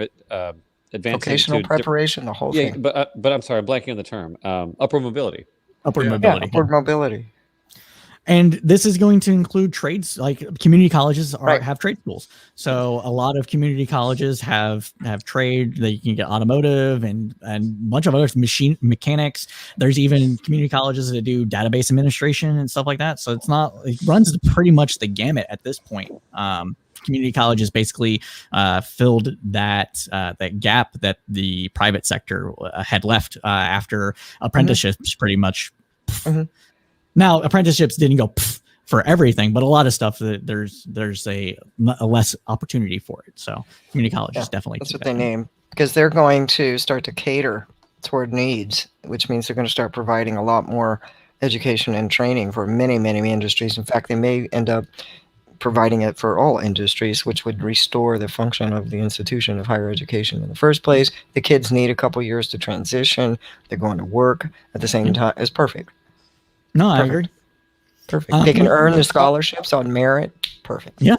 And if their high school wasn't very good, the 2 years of community college can fill that stopgap. So they're getting an associate's degree, and they probably get a little more support in those kind of things that they might have been behind on, which also raises their ability to make raises their income. A person with an associate, at least 2 years of college, which going to community colleges would cover, have a significantly more income compared to people that just have a high school diploma or do not have a high school diploma. Community colleges are more multicultural, more equitable, more geared toward the fact that you're going into a career. They're also more accommodating, and they have more funds available for things like special needs or community programs. True. So restoring their function in the community is brilliant. Yeah. No, I 100% agree. We have some comments from the community I want to get in here. So we have Bittersweet Songbird saying that they are a dropout, so they needed to bank on community college to move onto bigger and better colleges, which is what we were just discussing. So that's a great point to make here. We also have one from Deaf of Certainty saying that they are 100% for expanding access and promotion of vocational schools. It'll help solve a lot of the poverty issues we have in America. So it's good to see that our community is pretty much on the same page as we are. So that's why we like y'all, and that's why you like us. So this is what we're about. I think that's Team Gus, by the way. Oh, Team Gus, welcome everybody! Yay! So we'll promote Team Gus towards the end. So just stay tuned for that. I do want to bring up the rebuttal, not the rebuttal to the speech that happened last night, but the rebuttal to this plan promoted by Senator Hawley, among other Republicans. Okay, I'll be right back then if I can step out for just a second. Yeah, just go Thank for you. it. I'll be right there. Just a second. Move. There we go. So Hawley suggested making it tied to income. Basically, you can't get the money if you don't work and make at least $7,000 a year. It's Mateo, you're muted. Oh, for what? For the child tax credits and everything else that is going along with the Biden's plan. Exactly. It's not like a work thing. It's a kid thing. It's conditional on having a kid. That's the point. It seems kind of dumb. Well, I agree. We actually have. So he's saying poor people don't get it. What you have to work, you have to make a certain amount of money, and then you get. That's Senator Hawley's rebuttal to the program. Yeah, that's and horrible. Republicans' rebuttal. Republicans always want to tie it to a work. It's like the opposite of how it should work. If anything, it should be, the people who can afford to help their kids. No. So we have healthier citizens. This is like obvious. I 100% agree with you. And you being a little more conservative than myself, that's great to hear. We do have questions like asking why tie it to work. And I can actually answer this. It's because Republicans don't want anybody to be paid just for having kids, and they're stuck on the whole racist welfare queen bullshit. So that's why they're trying to tie it to work. They feel like if you're working, you're contributing to society, and therefore you should be helped out regardless of any of the circumstances that happen. It's also textbop Protestantism. I mean, we're far removed from it, but it's still a huge part of our culture. It's Calvinism's like dumb almost. I mean, not dumb. It's how societies move and everything. But still, it's like we're really like. I mean, don't get me wrong. I'm there too. Like I like work. I respect work. I think there's honor in work. But at the same time, some people take it to extremes where it's like this. Like, oh well. Your kid shouldn't get aid if you're not making at least $76,000. It's like, well, that is literally the backward version of what this should be. Not only that, but like this idea that poor people don't work. It's like, do you know any poor people? Like they got like 4 jobs. Like, how are you saying that? Like, you know what I mean? Like, who's sitting around not working? Like, what? That's not really a thing. The kind of people that would be most impacted by this are actually the disabled. Sure. If this requirement was put into place, you would have a slew of disabled people that wouldn't be able to qualify for this for whatever reason. Like they're not able to work. They have family needs to take care of and that sort of thing. And it would also impact the people that can't work due to family illness or other family members that have disability. So a single person that has to take care of their kid 24/7 has to basically be on welfare. Let's be real. They don't have really much of an ability to work, at least enough to actually cover everything because they have to tend to their child. Right. So. Just to be really cynical about it, it'll probably be easier just to have 2 different bills, one for the working people who deserve it, ha ha, quote, quote, and then another one for the, disabled people who might need some more assistance. Because if you kind of create these different lanes, people say, yeah, only for people who work. That'll take care of, like 95% of Americans. You're going to have 5% that just physically, they can't work. They have some issue, or maybe more. Maybe it's more like 10%. It's so backwards. It's like the people that you would actually create something like this for, and they're the ones like being cut out. It's just right. But like just so some people are just like placated that there's not someone somewhere on their couch playing their PlayStation 4, just getting over. Living large on $400 a month off the government teat, like eating bonbons, buying Bitcoin all day, buying Bitcoin and having lobster and steak and lobster every meal. We can find that one beach bum again in California that apparently was living off of $100 a week. I mean, that's living in a way. I mean, if you could do that comfortably, that sounds like awesomeness. Was he actually like doing that? I mean, it's $100 a day. It's really not a day, it's a week, or so whatever he was getting, whatever he was getting from whatever California's welfare program was and food stamps. Like that was what he was. He was a beach bum. He did this thing. He chilled out. And he's like, yeah, I had lobster last week, but it was Fox News, so who knows? It could have been a lie too. Outright fabrication, right? They don't do that. No. It's Project Veritas. No. Oh God, yeah. I was just talking about them earlier today. That's not exactly a standard of journalistic integrity. No, totally not at all. Not exactly. I love it. I'd like to more thoughts about these plans, specifically like the infrastructure one. That was the other one that he talked about last night. Should we expand infrastructure as much as Biden is doing, or should it be more towards roads and bridges, and we should consider these other things not necessarily as part of infrastructure, but things that also need attending to, and keep them separate to get Republican buy-in if such a thing can happen in this day and age when the Democratic president. Yeah, I'm perfectly fine waiting. I'm perfectly fine doing the old traditional FDR infrastructure plan just because of how much we need it. Like, just to get any kind of spending size to where we, it even makes a dent, you're probably going to need it to be a loan just for that on its own, let alone, Republicans saying, well, that's not infrastructure. That's, I don't know, what do they call it? Soft infrastructure? I don't know, anything. But so I'm fine with that. I'd actually be happier with that just because of how bad our bridges are. Like our infrastructure is actually really terrible, really bad. It's to the point where the bill's going to have to be so big that it probably needs to be by itself. It is funny though, because like 2 weeks ago they were saying, national Wi-Fi is not infrastructure or not Wi-Fi, broadband. And then last night, Tim Scott in his rebuttal, was like, we need infrastructure, like national broadband. And it's like, yeah, you guys pulled that, didn't you? You asked around. You're like, oh, wait, that's popular? Kind of count. I mean, because that's like the electrification of America. We've talked about this on another It's the same thing. Yeah. It's just it's more modern. I mean, obviously, we take electricity for granted, so we probably think that's an absurd comparison, but it's really not. Like 100 years from now, people are going to be like, why didn't you have broadband?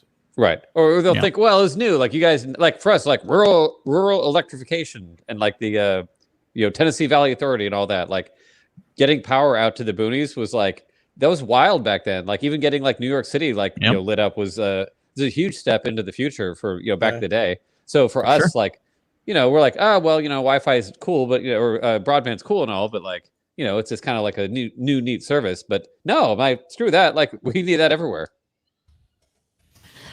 I am noticing that we're getting some comments from our Facebook listeners, but it's coming in about a minute late because Facebook.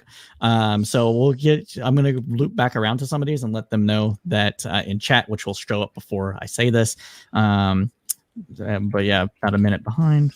Facebook is trash.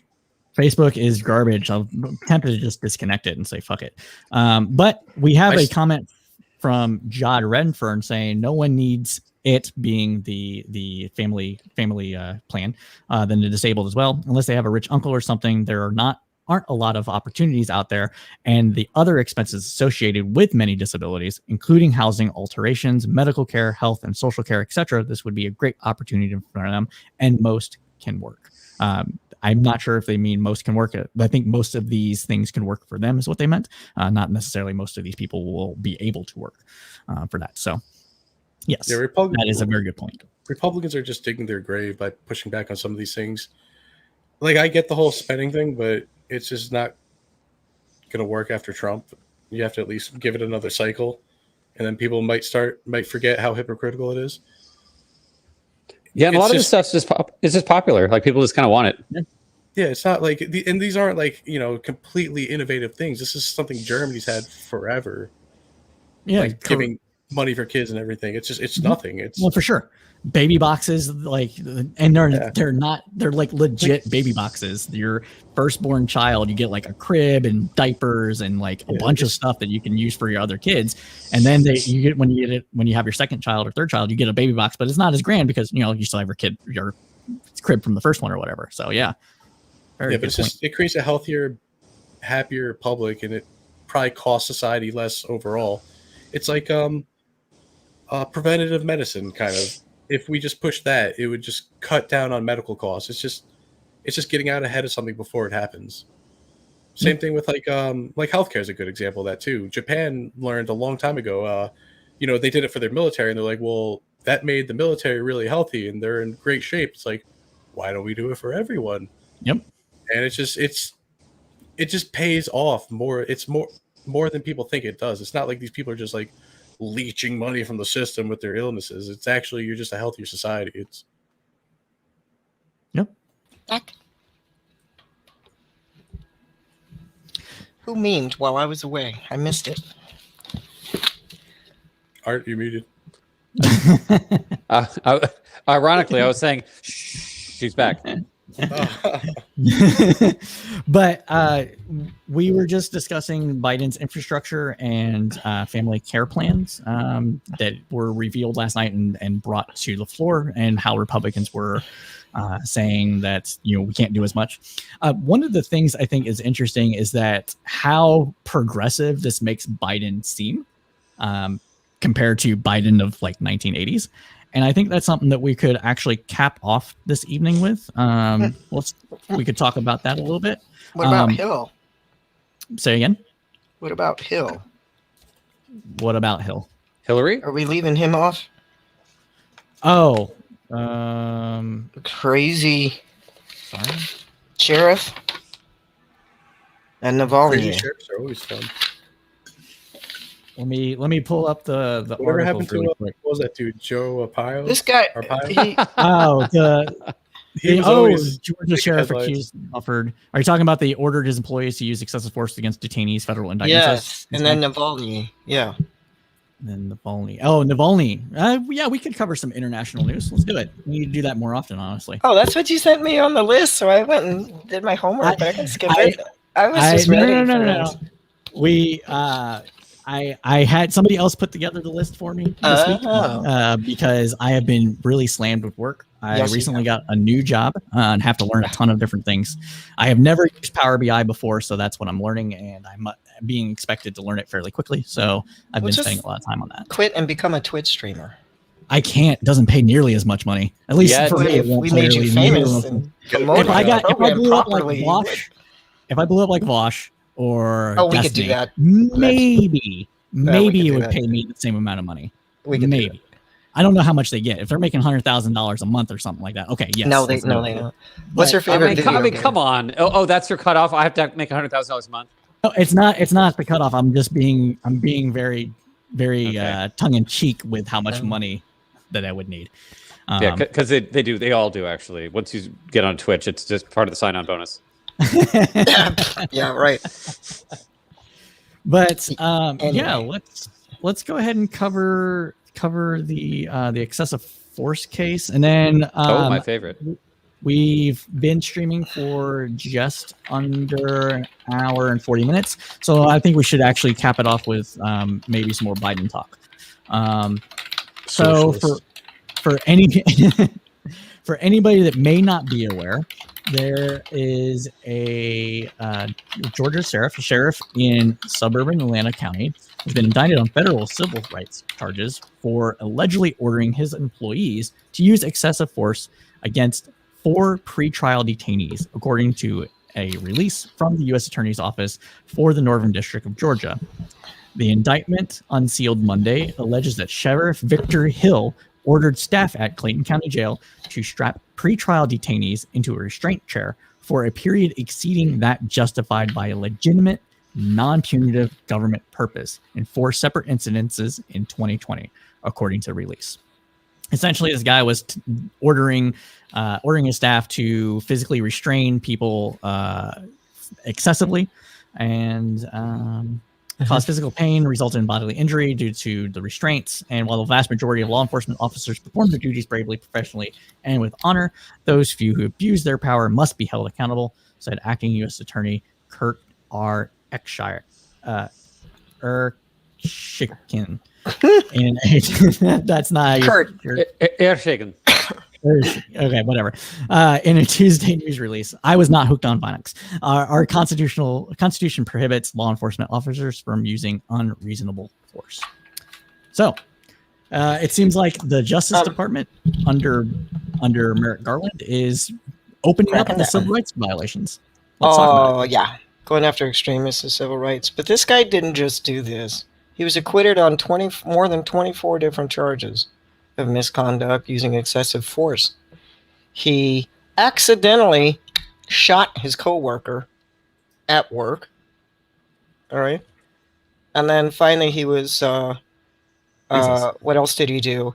When he first got into office, he fired 27 workers and marched them outside the building to face a squad of snipers. Oh, fuck. Wait, what did he do? He had snipers waiting for them outside the building. For who? After his employees, firing 27 employees, as soon as the day he took office.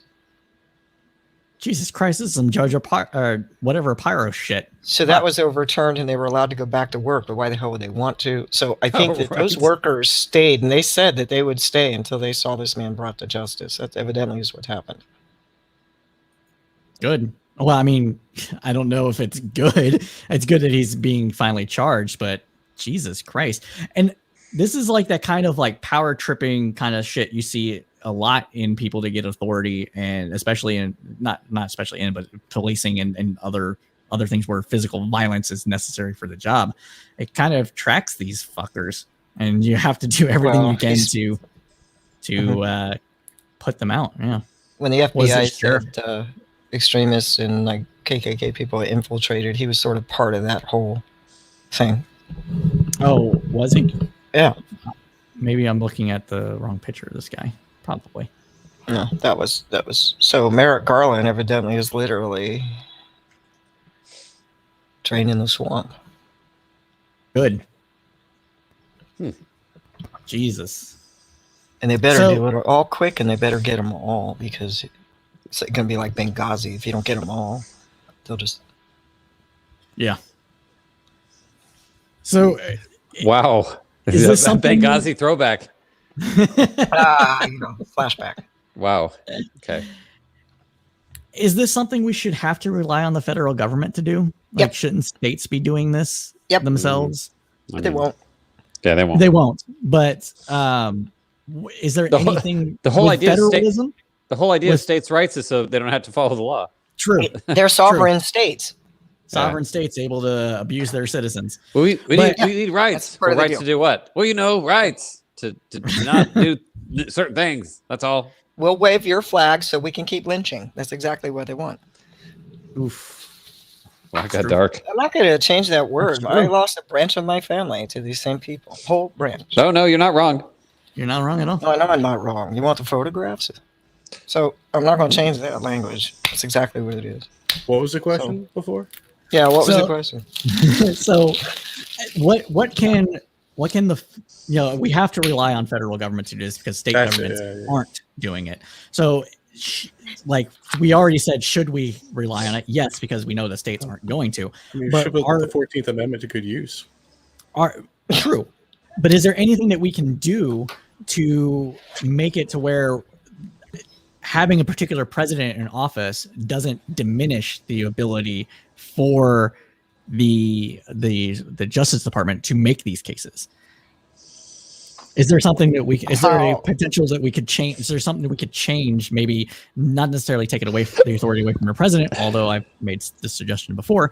But like what can be done legally to ensure that the handover from one president to another doesn't necessarily bring with it this whole discretionary policy positions that, oh, well, I'm a Republican and I don't want to go after these things, or I'm a Democrat and I want to especially go after these things, kind of thing, where we can kind of have a more consistent law enforcement apparatus thing around this, civil rights or the federal government enforcing laws at all. Well, the Department of Justice, somebody has to request them. Somebody has to give them a program, an initiative, something, a direction. They won't act on their own, really. True. And I'm not expecting the Justice Department to just go and harass people or anything like that. But do you Trump wouldn't have ever done this, right? Like we can agree on there. Like he didn't bring much civil rights. He doesn't necessarily have to if he doesn't want to write that as a program. If he doesn't want to focus, then what do you do? Matt Gaetz was zoned in on down to Trump. I think Barr would go after certain things. Barr did go after certain things, but Trump's directive was to get rid of the status of, or not status of force, that's military. These agreements with local and state police. Do you remember what they're called? No, but I think it's something really obvious and boring, state municipality agreement, like something that we just be like, oh, obviously. But yeah, but with that kind of thing, so I don't remember what they're called, but there wasn't a focus of the Trump presidency.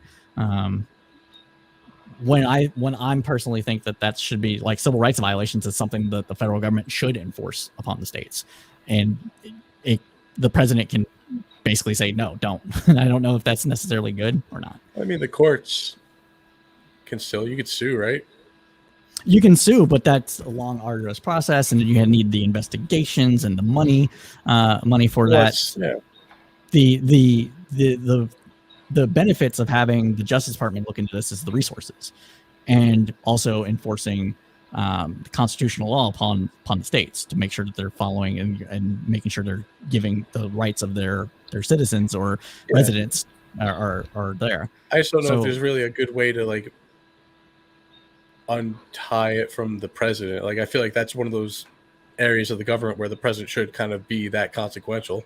Like that's going to leave open the possibility for people we disagree with not focusing on what we want to enough or maybe too much, but it's almost one of those things where it's like I feel like that's part of what something we're we voting can't for. Change. Something that we can't really change. We can probably change it if we wanted to. It's just.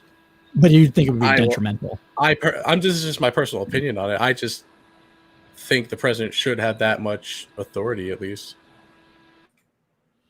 What's that? No, that's just one. It's Universal Discourse's computer fan, I think. Okay. So I didn't notice it until it disappeared. I was like, hold on, wait. We have another comment from Death of Certainty saying ultimately he thinks that the presidential powers need to be reduced overall. He doesn't think that there's a half measure that would work. It needs to be placed in other institutions' hands. And it's interesting that you should say that, actually, because one of the things that I actually had proposed when I was talking to somebody at the Texas Tribune Fest a couple of years ago was taking this out of the president's hands and putting it in the taking the Justice Department outside of the executive and placing it within the judiciary and putting it under the purview of maybe the Supreme Court or a new apparatus within. Yeah, I'd rather create something like an independent agency and have them just kind of handle it instead of give it to the judiciary. Because that's one way to do it. Just have an independent civil rights agency that, maybe the president could pick, like they do for the Federal Reserve. They could pick the person who goes in it, but that person's obviously going to do. They have a direct mission. Yeah, like their career, their reputation, everything relies on them doing their job as they should. I mean, it's still possible you can get a real dirtbag in there who's going to just do whatever maybe the president wants, but I think it's really rare as long as you build up the institution to the point where it's like that prestigious, where no reasonable person is going to throw it away. So essentially what you're saying is take the Civil Rights Division of the Department of Justice and institutionalize it, take it out of the Department of Justice and put it in its own thing. So it could still, the president would still have some say in there as far as chief director or something. Like I said, I like the blueprint of the Federal Reserve System. I think that's a good way to go about it if you're going to remove a president from it. That's one thing I don't think I'm glad the presidents don't have control over his monetary policy. Supply, it's absolutely absurd. Imagine if Trump actually really could influence it like he wanted to. Ooh, I've been forget about it. Oh, maybe that's what he thought would come with a keys to the Oval Office. Right. Oh, boy, was he disappointed. He had to learn what the president was. He really thought the president had like monarchy authority. That's why I push back so much on calling him a fascist, because you're really like elevating what he was. Like that's like if you put a child in the presidency and he just figured out, well, I can't kill someone. It's like, sure, that's like a fascist, but at the same time, like this person was so goddamn stupid. It's just like he didn't have a political philosophy. Like he just kind of landed there. I definitely agree there. Yeah, and I feel like you're almost like giving actual fascists like cover in a way almost. Yeah. I mean, there are some Steve Bannon types that probably would have made use of that personality type of him, but then they kicked him to the curb very quickly. Yeah. Yeah. Well, why did he get rid of him, because he was taking too much credit. Yeah. He was saying that he was the brains behind the operation, which probably was. Yeah. Probably was. He was.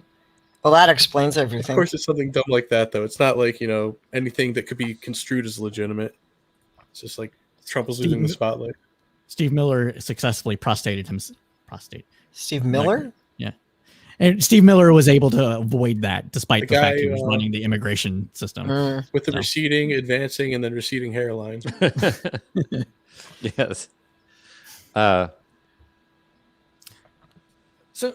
So, I think we covered this topic pretty well.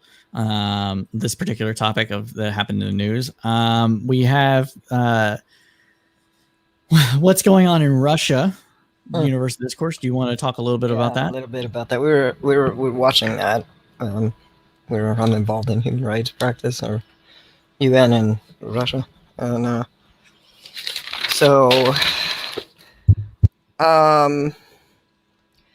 they hit him for defamation, which is what oppressive totalitarian states will do. They'll imprison, they persecute the media, and he was a critic, and he kept calling everybody traitors, and so they hit him for defamation. So he went on a hunger strike, and so they finally let him out, and he is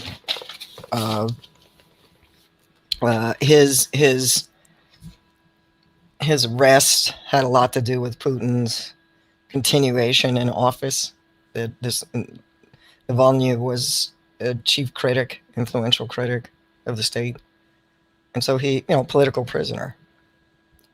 So they let him out. He's going to trial, and he's not backing down, and he's not going to change his story.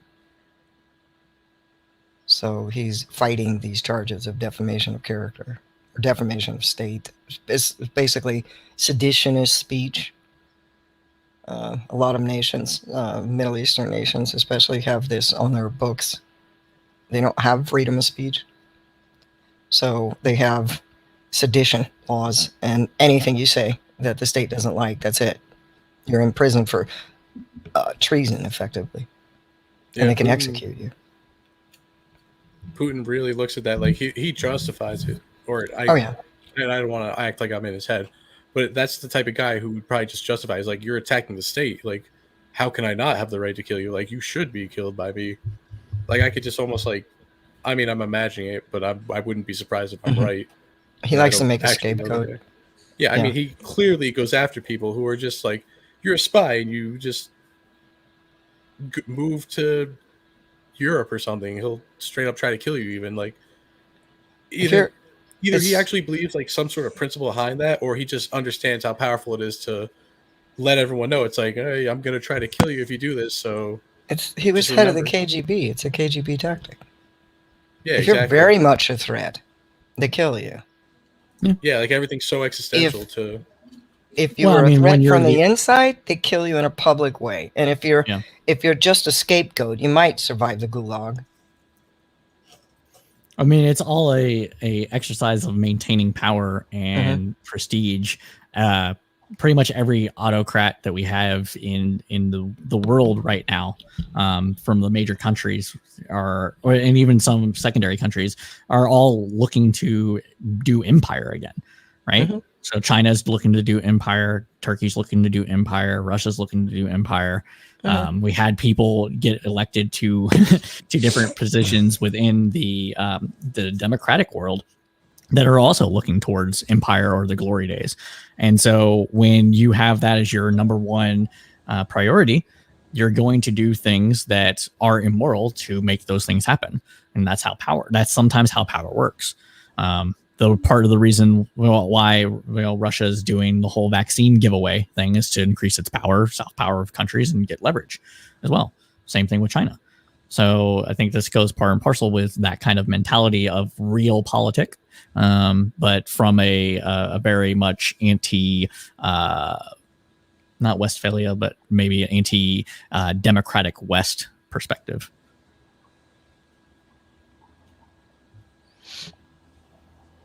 Oh no! Silence! Did I kill it?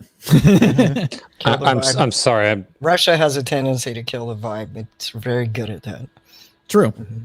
Well, I was going to say, I feel like even that's us. I feel like every major country like that, like any type of outward help, it's always like it's for soft power purposes. Oh yeah, no, for sure. Like the Marshall Plan, we always talk about that. I feel like that was a lot more advertisement than we give it credit for. It wasn't as much construction. It was a lot also, but I feel like there's a lot more public. What am I looking for? Like it was just there's a lot of marketing behind it. It was a lot of you better talk about how great this is that America's doing it. It was a soft power play, which I mean I'm not against it. I'm just saying I just wouldn't really paint it all so negatively, just because No, we fall I into just that pretty easily. what that you know what, that's an entirely fair critique. I was just meaning that, like, particularly with Russia, there's always that, or with Putin, I should say, not Russia. There's always this eye towards anything that he can do to legitimize and justify his power to his people, as well as project power outward to keep Russia from being threatened by outside forces, is what they're going to do. And it's very much an anti-democratic way of doing things. Everything from, invading Georgia to Ukraine. What's the other country that just had a coup, or like almost a coup with the woman? I can't remember. Oh, yeah, I think Belarus. I think it's Belarus. Yeah, Belarus sounds accurate. So that's what I'm getting at. With the just with the Marshall Plan, a lot of that was also done to prevent another rise of Hitler, another Hitler from rising. I'm happy with our soft power working out. Yeah, but I'm saying it wasn't just to, like, America's great. It was like, no, we got to do this, or else fucking Hitler's gonna come around one day or it's gonna fuck shit up. So, but yeah, ist wieder da. Great. We totally killed the vibe. I don't want to ever end Russia always with kills Russia the vibe again. I'm never going to end with Russia again. But we have been streaming. Russia's the mood killer. An hour and 55 minutes. Does anybody have another topic they'd like to go over, or are we good to close this out? I don't. I just think that we should really be supportive of Tucker Carlson saying that we should call the cops on people that make their kids wear masks. I think that's a bold.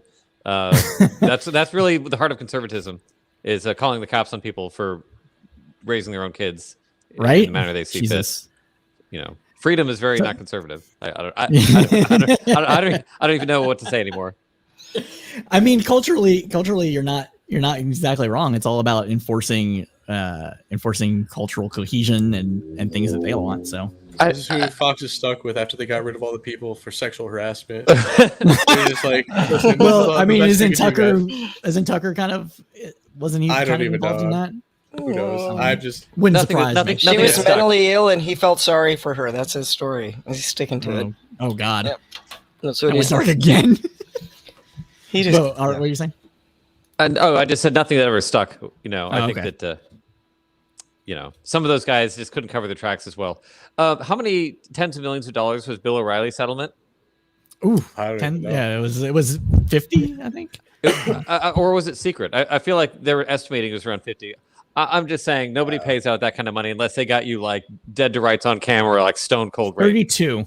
Yeah, anything less than that, you just like, we'll just go to court, or like nobody settles for that kind of money unless it's like high level felony. Like that's just not even a thing. Imagine having that much money you can blow on a fucking sexual harassment case too. And he's still getting money. He's been canceled off of all major networks, but he's got something. He's got his own fucking podcast. He's got BillO'Reilly.com. Absolutely. Yeah, still shilling for dollars, and he's still interviewing people. Like, I can't. No shame. I can't. It's ridiculous. These people have no shame. They don't. But shame can work on their followers. We had a debate about that last night. So. Yep, we did. We were. That was a good one too. That was a good one. So I think that we are good covering the news tonight. So to cap this off, Universal Discourse, please talk about your Gus Guild, the kind of things that you do for our audience that may be introduced to you the first time. We have a new up and coming Twitch team. It's called Team Gus, which is a guild. It's a crafts guild. It's a production guild. It was founded by professionals who offer something no other group on Twitch does, which is actual internship, letters of recommendation for professional training. All of us are professionals. We're licensed or certified in fields that are great for volunteers to actually get professional development with us. We're upholding industry standards, quality of production, but also we're creating networks with other whole communities. not just a network of streamers, but a network of entire communities where civil discourse is practiced and upheld, and the quality of the content is very deep, very rich, and very cool. And we have a mutual aid little program that we're starting for other streamers that's going to expand, and the team goes around and promotes streamers. It promotes, we've launched 2 new streamers in the last week, so they're now part of Welcome to Twitch family. We collaborate and cooperate with each other, and we do a host of different things, everything from karaoke to D&D to indigenous studies, indigenous cultural practice. We even have language lessons. We have a whole little university opened up in the community server, and it's called Team Gus. So when we partner and register, then we'll be official, but we are on the floor and active now, and anybody can contact us to volunteer, and we reciprocate with all of our members. So that's on my channel. If you go there and click my Discord link and make a request for information, we'll be happy to talk to you about it. And we're cohorts with the Writers Guild, so got it going on. Thank you, Universal Discourse, for going over that with our community. I dropped your link in all the chats. So if this is your first time being introduced to Universal Discourse, please show some love. Go follow them on Twitch and check out their content, which is great. I've personally participated in several of the debates on there, and it's not the dunk fest that you're used to. It is more of a professional, very measured debate, depersonalized, and you get a lot of information to get into the meat and potatoes of what the topics we're talking about. Things such as whether or not people should platform flat earthers, whether or not the death penalty should exist, among other things. So go ahead and check that out. Very good content. Highly recommend. Thank you. For as far as us, Universal Discourse did mention the Writers Guild, crowdsourced Tribune, which Crowdsource Politics is an official affiliate of, is a not-for-profit that we are building up in order to produce the kind of content you see on this. News articles. We're basically becoming a small little media organization. With that, we've started a little Writers Guild with the intention of helping our community helping writers within our community get published. We're doing things like providing feedback, editing, as well as a website to actually publish your pieces before being published professionally, as far as getting paid for it is concerned, so that you can have a developed resume of that. So yeah, these are the things that we're trying to build up, and so go ahead and check us out. You can find that on Facebook. Just click on the links on Facebook, and you'll be able to check us out there once our website is up and running. But with that, everybody, I am sad to say that we are out of time. Please, please, please, please smash that fucking like button. If you're on Facebook, if you're on YouTube, smash it. And if you're on Twitch, smash that like button. Follow us on our platforms. It really does help us out with the algorithms and everything like that. If you do Facebook, go ahead and join the Facebook community at groups/Tribune Commons. And if you don't do Facebook, but you do Discord, go ahead and join the Discord community. We're trying to build that up more. And it's a fun little place where we'll have games and hangouts with videos and just discussions that you can't really do on Facebook. So we're using that as another platform. And as always, keep your head up through the political storm. Deuces. Deuces.